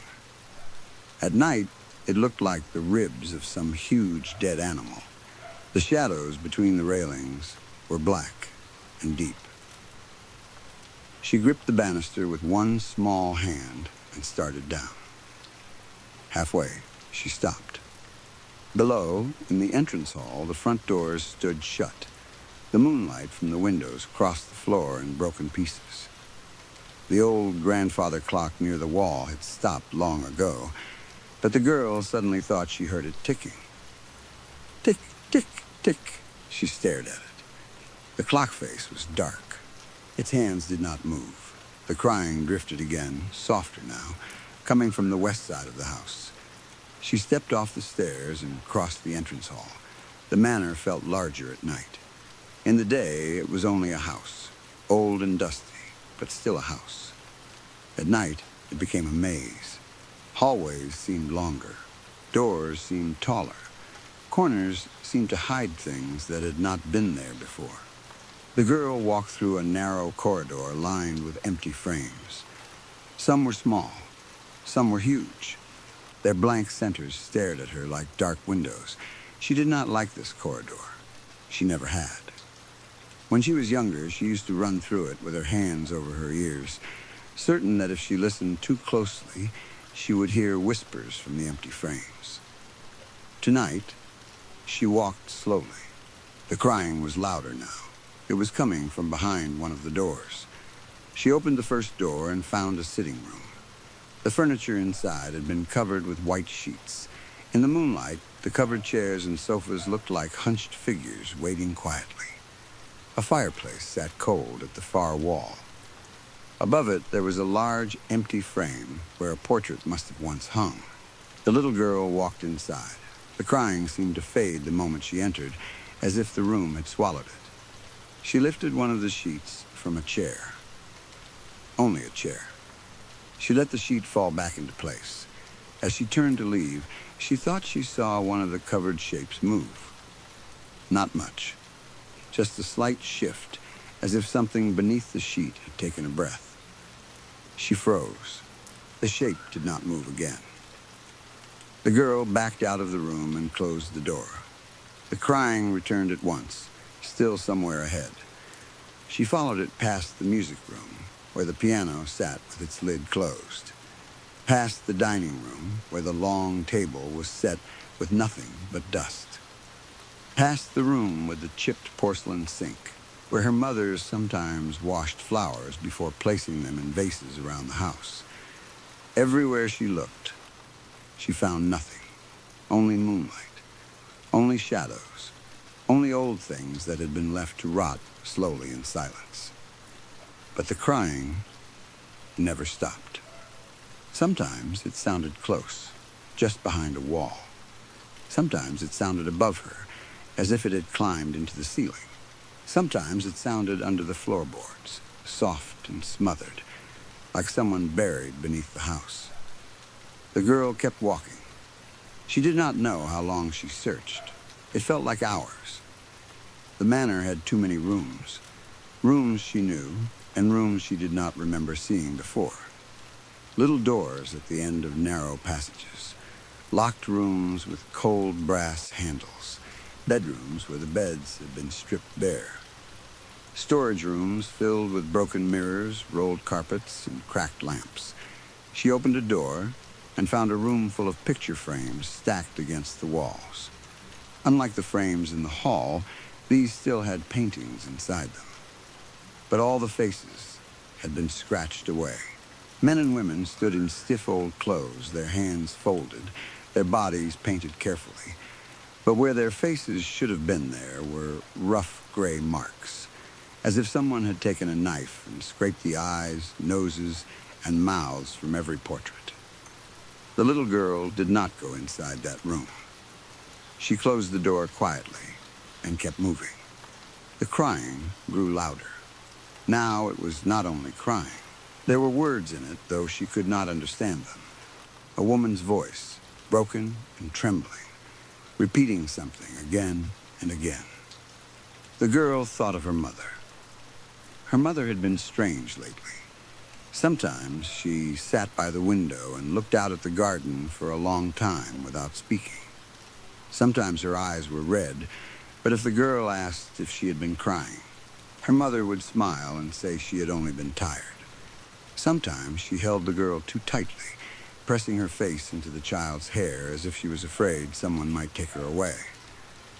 The girl had not seen her mother since dinner. She had not seen her father either. At last, near the back of the house, she found a door standing partly open. A weak yellow light came from inside. The crying was very close now. The girl pushed the door open. Inside was a small bedroom. She did not remember this room, though something about it felt familiar.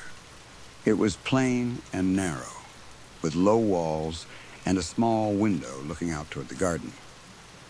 The wooden floor was darker here, but not evenly. Some parts had been stained more deeply than others, leaving strange patches that looked almost black in the lamplight. A little bed sat against the wall. It was far too small for the man sitting on it. Her father was there. He sat on the edge of the little bed with his elbows on his knees. His fingers were locked together and pressed beneath his nose, like he was deep in thought or prayer. His back was bent. His shirt was wrinkled. His hair looked messy, as if he had been pulling at it. The girl stood in the doorway. "Daddy?" He did not move. The crying sounded quieter now, as if it were coming from very far away, even though the girl could still feel it in the room. She stepped inside. "Daddy, who is crying?" she asked softly. Her father did not answer.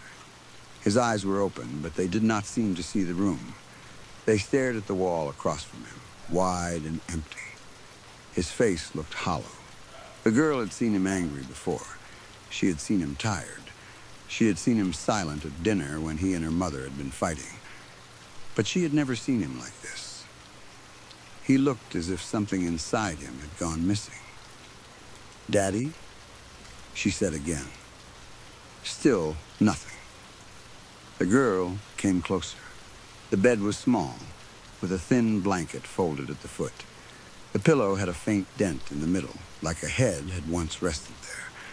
On the floor beside the bed was a small wooden horse. Its paint was chipped, and one of its legs was broken. The girl stared at the horse. She knew that toy. She had played with it before. Hadn't she? She could not remember. The crying rose again, muffled and terrible. It seemed to come from behind the walls now, from under the floor, from everywhere at once. The girl looked at her father. "Daddy, who is that crying?" she asked. For a moment, she thought he still had not heard her. Then his chest lifted slowly. It looked like he was taking a deep breath, but there was no sound. No air moved through his nose. His fingers remained locked beneath his face. His eyes stayed fixed on the empty wall. "It's your mother," he said. The little girl tilted her head. Her mother? She had never heard her mother cry like that. Her mother's voice was usually soft, even when she was sad. She sang while brushing the girl's hair. She whispered stories before bed. She sometimes laughed in a quiet way that made the girl feel safe. Was this what her mother sounded like when she cried? "Why is she crying?" the girl asked. Her father's hands tightened together. The room seemed colder now. Outside the small window, the garden lay under moonlight. The girl could see the flower beds, the stone path, the old fountain, and the dark shape of the willow tree near the far wall. Beneath the willow, the soil looked disturbed. The girl stared at it. Something about that patch of ground made her stomach feel strange. Her father did not answer right away. The crying continued, but now the girl could hear her mother's words more clearly. "No, please." That was what she was saying. "No, please, not my baby." The girl looked back at her father. "Daddy?"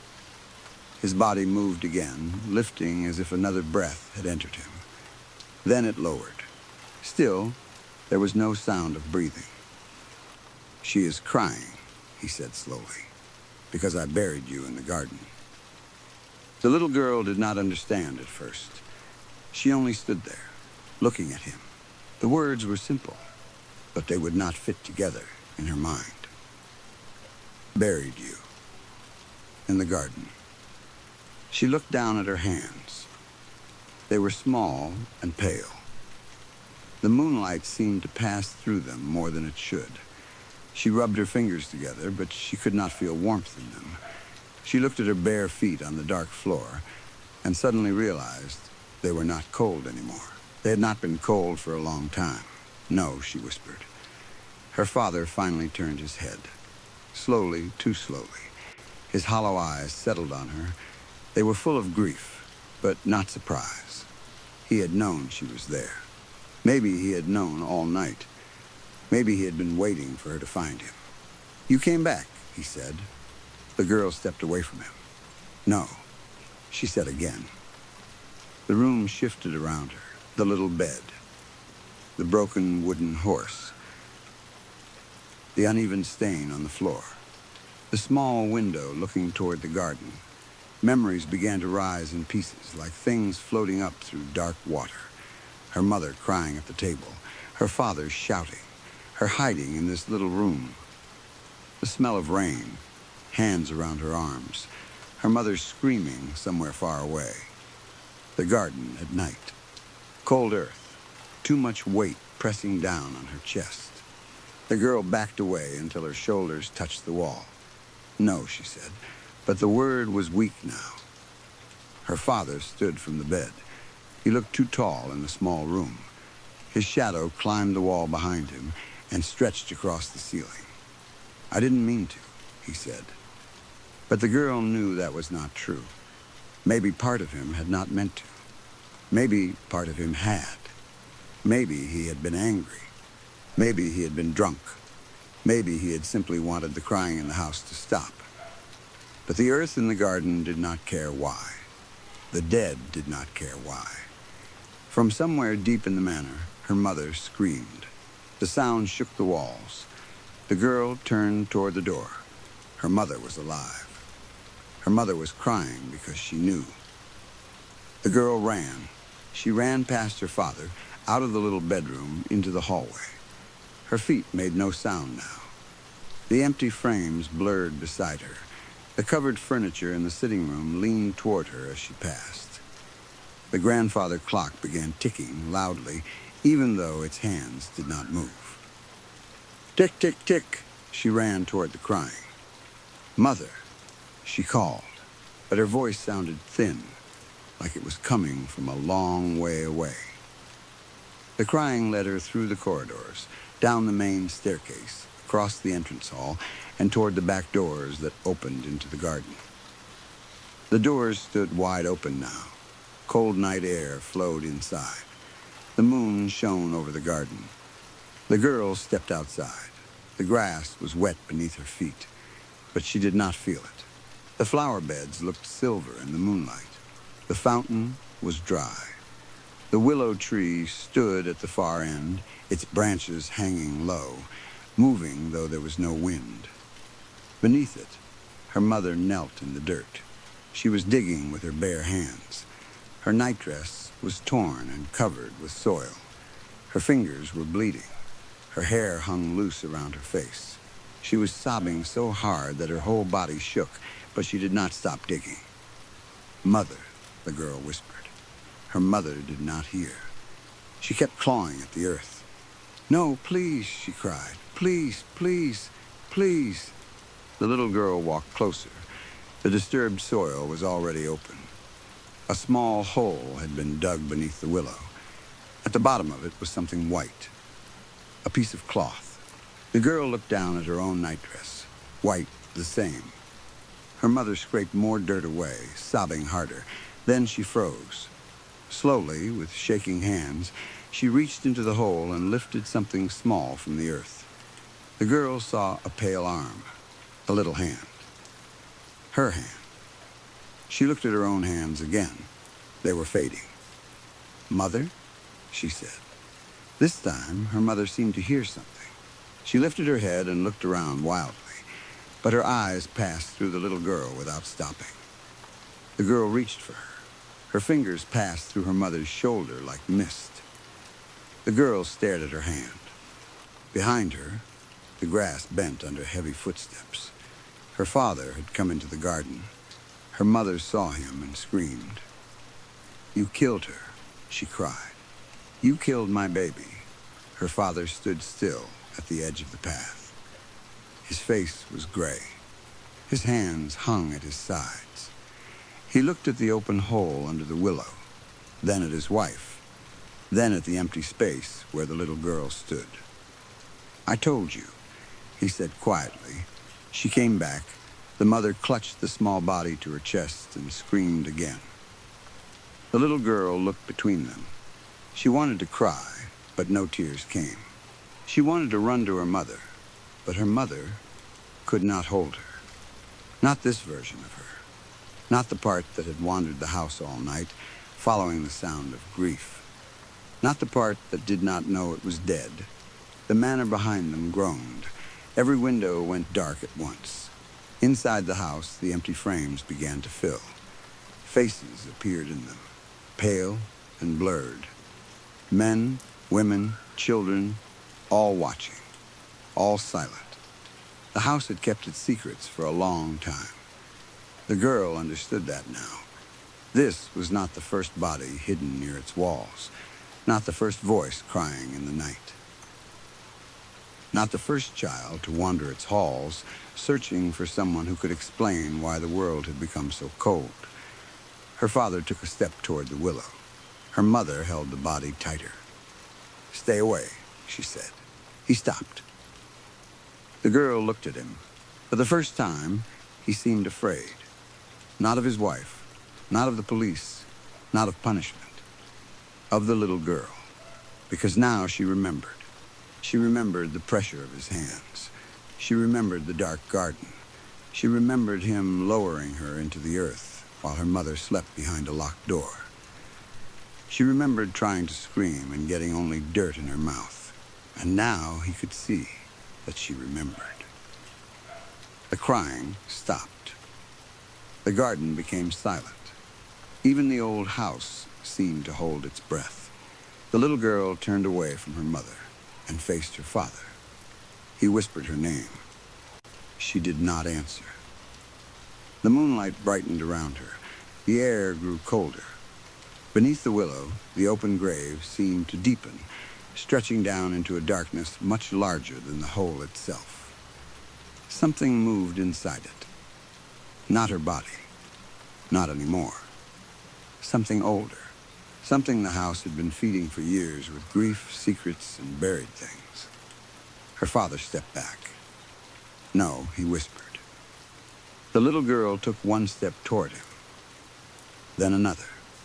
Her bare feet left no marks on the wet grass. From inside the house, the frames creaked. The faces within them watched. Her mother held the small body and sobbed without sound. Her father turned to run. But the garden soil opened beneath him. Not all at once. Slowly, softly, like the earth was breathing him in. He screamed as he sank to his knees. The little girl stood in front of him. He reached for her, but his hands passed through her like smoke. The dirt climbed to his waist. Then, his chest. He begged. He said he was sorry. He said he did not mean it. He said he loved her. The little girl only looked at him. She had asked him one simple question. Who is crying? And he had answered too late. By the time the earth reached his mouth, his eyes were wide and wet. The last sound he made was not a scream. It was a sob, small and helpless, almost like a child's. Then the garden was still. The hole beneath the willow closed. The girl turned back to her mother. Her mother still could not see her, but she held the little body gently, rocking it in her arms. Her crying had changed now. It was no longer confused, no longer searching. It was the cry of someone who had found what she had lost, even if she had found it too late. The little girl stood beside her until dawn. As the first pale light touched the garden, she began to fade. Before she disappeared completely, her mother lifted her head. For one tiny moment, their eyes met. The mother gasped. "My baby," she whispered. The little girl smiled. Then the sun rose over the manor, and the house was quiet. For the first time in many years, no one cried inside its walls. Story 5. I do not know where else to turn anymore. I have tried talking to her so many times that I have lost count. 10 times, at least. Maybe more. Every conversation starts the same way. I sit her down, choose my words carefully, and try not to sound angry even though I am exhausted. I tell her that what she is doing is not normal. I tell her that I need space. I tell her that I cannot keep waking up in the middle of the night to find her standing at the edge of my bed, staring down at me with that same strange smile on her face. Every time, she acts like she understands. She nods. She wipes her eyes. She tells me she is sorry. She says she just loves me too much. She says she gets scared when I sleep away from her. She promises it will not happen again. She promises she will respect my boundaries. She promises she will try harder. Then night comes, and there she is again, standing in the dark, watching me sleep. Smiling, the worst part is that I really did love her. I know that sounds strange after everything I am about to say, but it is true. In the beginning, I loved her more than I had ever loved anyone. I thought she was the person I was meant to spend my life with. I thought we were soulmates, and I do not use that word lightly. I was never the kind of man who believed in fate or perfect love. I always thought relationships were built through patience, trust, and work. But when I met her, something in me changed. She was warm then, funny, sweet, a little intense, sure, but I took that as passion. She wanted to know everything about me. My favorite food, my childhood fears, the music I listened to when I was sad, the small things that made me angry. She remembered all of it. At the time, it made me feel seen. It made me feel special. Looking back now, I wonder if she was learning me the way someone studies a lock before picking it. We dated for almost 2 years before getting married. Those 2 years were not perfect, but no relationship is. She got jealous sometimes. She wanted my attention more than I could always give. She would get upset if I made plans without telling her first. She cried when I needed time alone. I saw those things as problems, yes, but not dangerous problems. I told myself she had been hurt before. I told myself love would calm her down. I told myself that marriage would make her feel secure. I was wrong. After we got married, it was like something flipped inside her. It was not puppy love anymore. It was not clinginess. It was not simple insecurity. It became control. Complete control. She wanted to know where I was every minute of the day. She asked who I was texting. She asked why I was smiling at my phone. She asked why I stayed too long at the grocery store. She asked why I took a different road home from work. If I did not answer quickly enough, she would fill in the blanks with whatever story hurt her most, then punish me for it. At first, I tried to comfort her. I thought that was what a husband should do. I would hold her, explain myself, promise her there was no one else, and remind her that I loved her. But it never really helped. It only fed the next fear. Every answer I gave became something she could question later. Every reassurance became something she demanded again and again. She knew exactly where to press. She took advantage of my emotions and twisted my mind until I started doubting myself. I would enter a conversation knowing what happened, knowing what I said, knowing what I saw, and by the end of it I would be sitting there wondering if maybe I had remembered it wrong. She would deny things she had done minutes earlier with such confidence that I started questioning my own sanity. If her mind games did not work, she had other ways to keep me in place.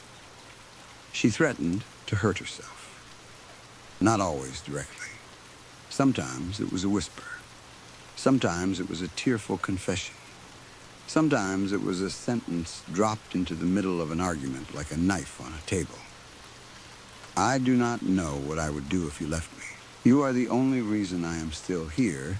Sometimes you make me wish I was never born. And then she would look at me, waiting for the guilt to hit. It always did. There is no better word for it than exhausting. I was tired all the time. Not the kind of tired sleep can fix. It was deeper than that. It was in my bones, in my thoughts, in the way my chest tightened before I even opened the front door after work. I started sitting in my car in the driveway for 10 or 15 minutes before going inside, just to breathe in silence. Then I would feel guilty for doing that too. The real problem started with my phone. That sounds small, I know. A phone is just a phone. But it became one of her favorite tools. I would fall asleep with it charging beside the bed. I did that every night. Same outlet, same charger, same little table. Then I would wake up in the morning and it would be gone. The first time, I thought I had moved it. I searched under the bed, behind the table, in the blankets, in the bathroom, on the kitchen counter, everywhere. She sat there, watching me from the doorway in her robe, sipping coffee, like nothing was wrong. "Have you seen my phone?" I asked. She tilted her head and gave me that soft little smile. "No. Where did you leave it?" "On the charger." Like always, she shrugged. "Maybe you put it somewhere else." I looked for almost 30 minutes before it appeared again. On the charger. Exactly where I had left it. I stared at it, confused, while she stood behind me. "There it is," she said. "You really need to pay better attention." I laughed it off that time. I told myself I was stressed. Maybe I really had missed it. Maybe it had fallen and I had put it back without thinking. The mind does weird things when you are tired. Then it happened again and again. Sometimes she let me search for 10 minutes. Sometimes an hour. Once she watched me tear the bedroom apart, late for work, sweating and nearly shaking with panic because my phone had important files and work messages on it. When I was finally close to breaking, when I was standing in the middle of the room with my hands in my hair, she walked past me into the hallway. A minute later, my phone was back on the charger. It was there the whole time, she said. I stared at her. No, it was not, she smiled. It is not my fault you did not see it, that was the pattern.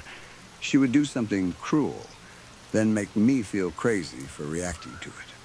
If I accused her of hiding it, she acted offended. If I asked her why she was doing it, she acted hurt. If I got angry, she turned into the victim. You spend too much time on your phone anyway, she said one night. That does not give you the right to hide it. I am your wife. That still does not give you the right. Her eyes filled with tears so fast it was like she had been waiting for permission. I am the only person you should be talking to, she whispered. I remember just staring at her, feeling something inside me go cold. When I finally stood firm and told her she had crossed the boundary, she broke down. She cried hard enough to make herself shake. She told me I did not love her. She told me I always thought she was doing something wrong. She said I made her feel like a monster. Then came her favorite line, the one she always used when she wanted to hurt me most. Sometimes you make me wish I was never born. That sentence stopped me every time. Even when I knew what she was doing, it stopped me.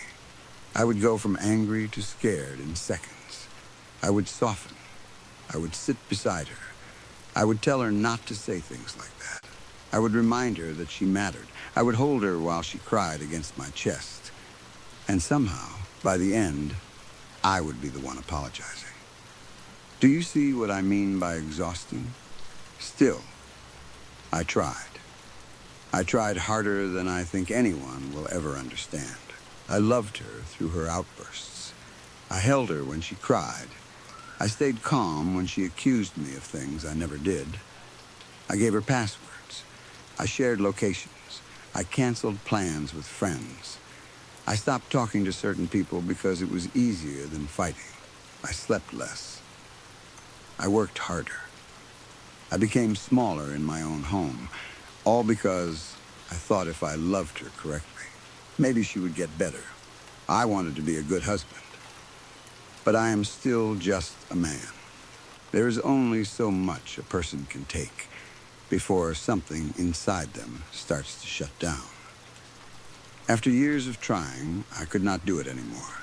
I became withdrawn. I stopped arguing because arguments never ended. I stopped defending myself because defense only gave her more to twist. I stopped telling her how I felt because my feelings always became proof that I was hurting her. She noticed. Of course she noticed. Her behavior became worse once she realized I was pulling away. She started waking me up in the middle of the night for no reason. I would open my eyes to find her sitting on the edge of the bed with tears in her eyes, staring at me like I had done something horrible in my sleep. What's wrong? I would ask, still half dreaming. I just feel bad, she would say. About what? She would shrug. Then she would cry harder. I would sit up and comfort her, even though I had work in 4 hours. I would rub her back, whisper that everything was okay, and wait for her breathing to slow. Then, when I finally tried to lie down again, she would ask if I still loved her. Every night became a test I did not know how to pass. It got to the point where I started sleeping in the guest room just so I could get a full night of rest. The first night I did it, she stood outside the door for almost 20 minutes, softly crying. I lay on the bed with a pillow over my face, trying not to answer. The guilt was almost unbearable, but I knew if I opened the door, I would never get that space again. After that, she changed. She stopped crying outside the door. She started watching. I would wake up in the early morning hours with that strange feeling people get when they know they are not alone. The room would be dark except for the dim light coming from the hallway. I would turn my head and see her standing in the doorway. Still, silent, crying, smiling. That smile was the worst part. It was not happy. It was not kind. It was not even angry. It was crooked and empty, stretched across her face like something she had learned to do but did not fully understand. Tears would slide down her cheeks, but her mouth would stay lifted. I could not imagine what was going through her head in those moments. Sometimes she would whisper my name. Sometimes she would ask me to come back to bed. Sometimes she would just stand there until I turned on the lamp. Then she would blink like she had been caught sleepwalking. The first few times, I gave in. I hated myself for it. But I did. She would stand there, trembling, begging me to come back to our room, telling me she could not sleep without me. I would get up, tired and defeated, and follow her. We would lie in the same bed again. She would curl against me like nothing was wrong, and by morning she acted like everything had been fixed. That was the problem. Every kindness became permission. Every moment of weakness from me became proof that her behavior worked. I could not give in anymore. I had to stand firm. We tried talking. We tried setting rules. I suggested therapy. She went twice, then said the therapist was trying to turn me against her. I suggested staying with family for a little while. She said I was abandoning her. I suggested sleeping in separate rooms until things calmed down. She said I was killing the marriage. No change happened. Only new ways to make me feel trapped. I still remember the day I served her the divorce papers. My hands were shaking before she even walked into the room. I had rehearsed what I was going to say. I had spoken to a lawyer. I had made copies. I had told one friend, just so someone else would know, I expected screaming. I expected tears. I expected threats. What I did not expect was the blank look on her face. She sat at the kitchen table and read through the papers slowly. Her eyes moved line by line, but her expression barely changed. When she finished, she placed the papers down carefully and looked at me. "You do not mean this," she said. "I do," I replied. She smiled faintly, like I was a child who had said something silly. "You will feel better tomorrow, no," I said. "I have thought about this for a long time." She leaned back in her chair. "Let's go to bed," she said softly. "I can take your mind off this." The way she said it made my skin crawl. I did not break. For once, I did not soften. I did not explain too much. I did not apologize. I told her the marriage was over, and I needed her to accept that. She did not. The rest of that day was hell. She cried. She screamed. She threw things. She begged. She accused me of ruining her life. She said no one would ever love me the way she did. She said I was selfish. She said I was weak. She threatened to hurt herself, then blamed me for making her say it. She moved from rage to sadness to sweetness so quickly it made my head spin. I let her do it. I did not argue much. I did not take the bait. I just kept repeating the same thing.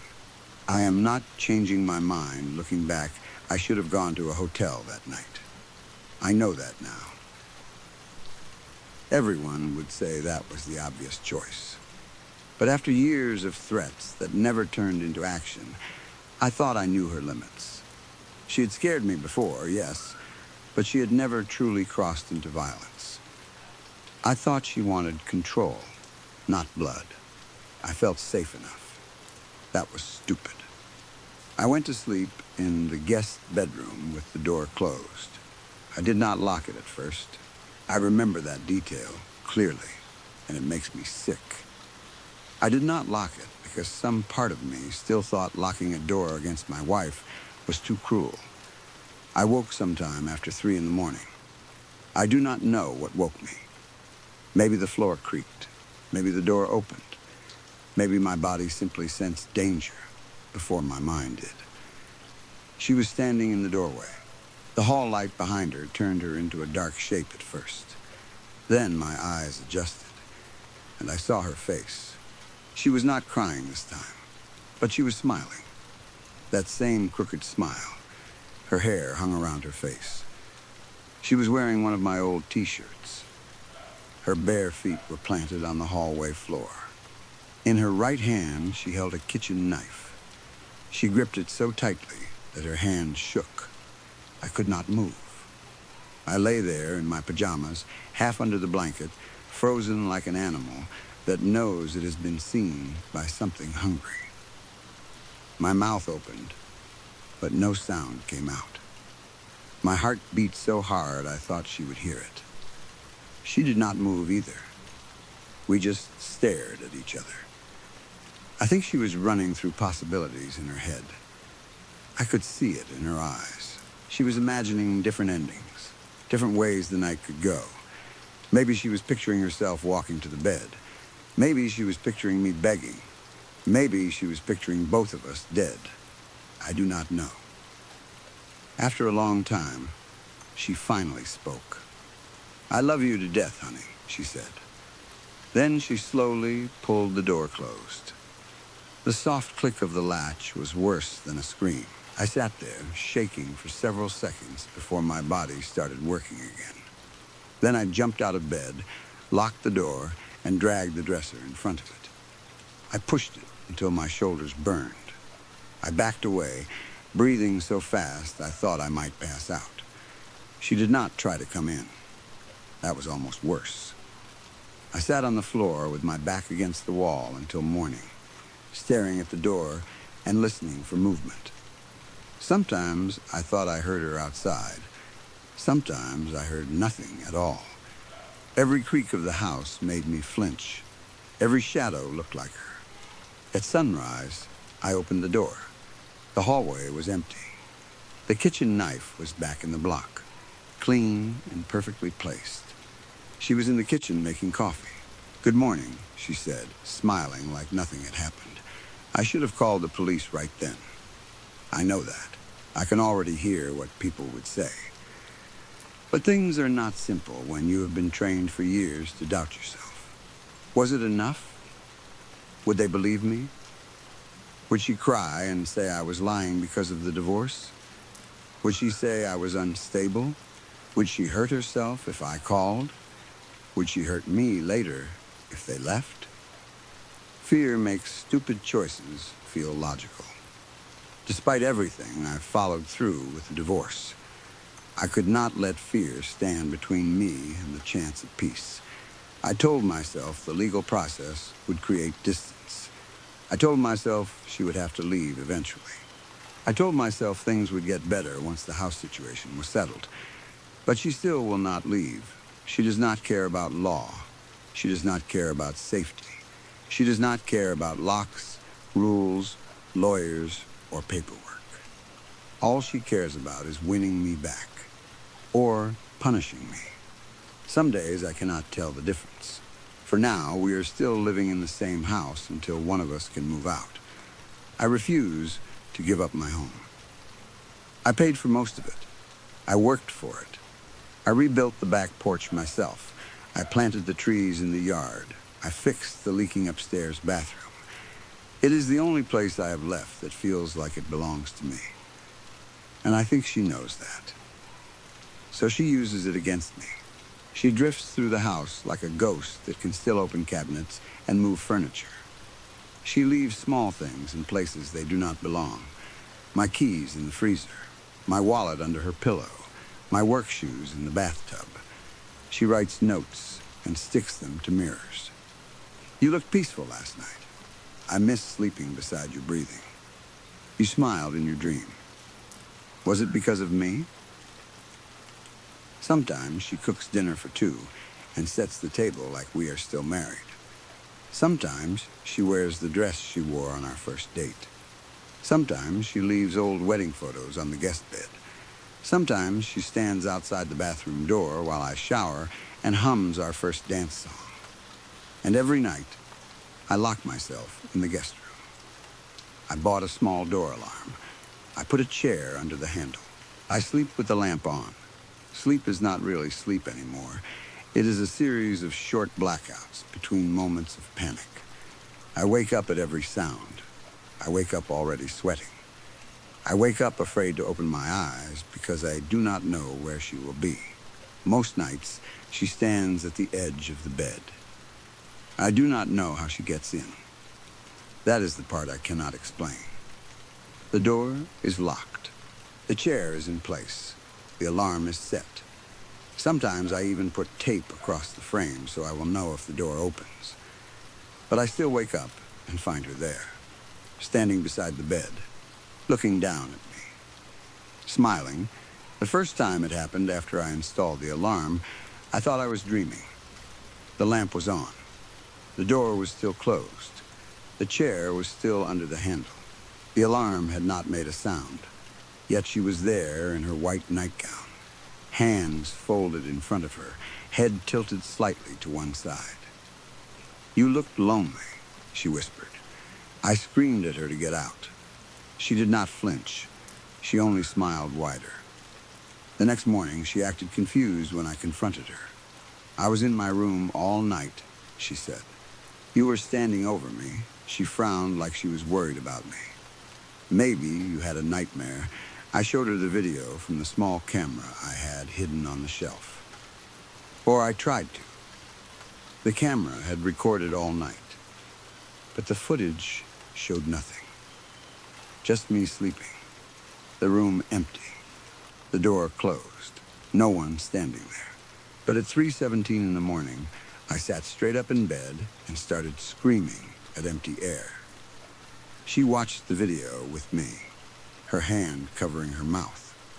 "Oh, honey," she whispered. "You really are not well."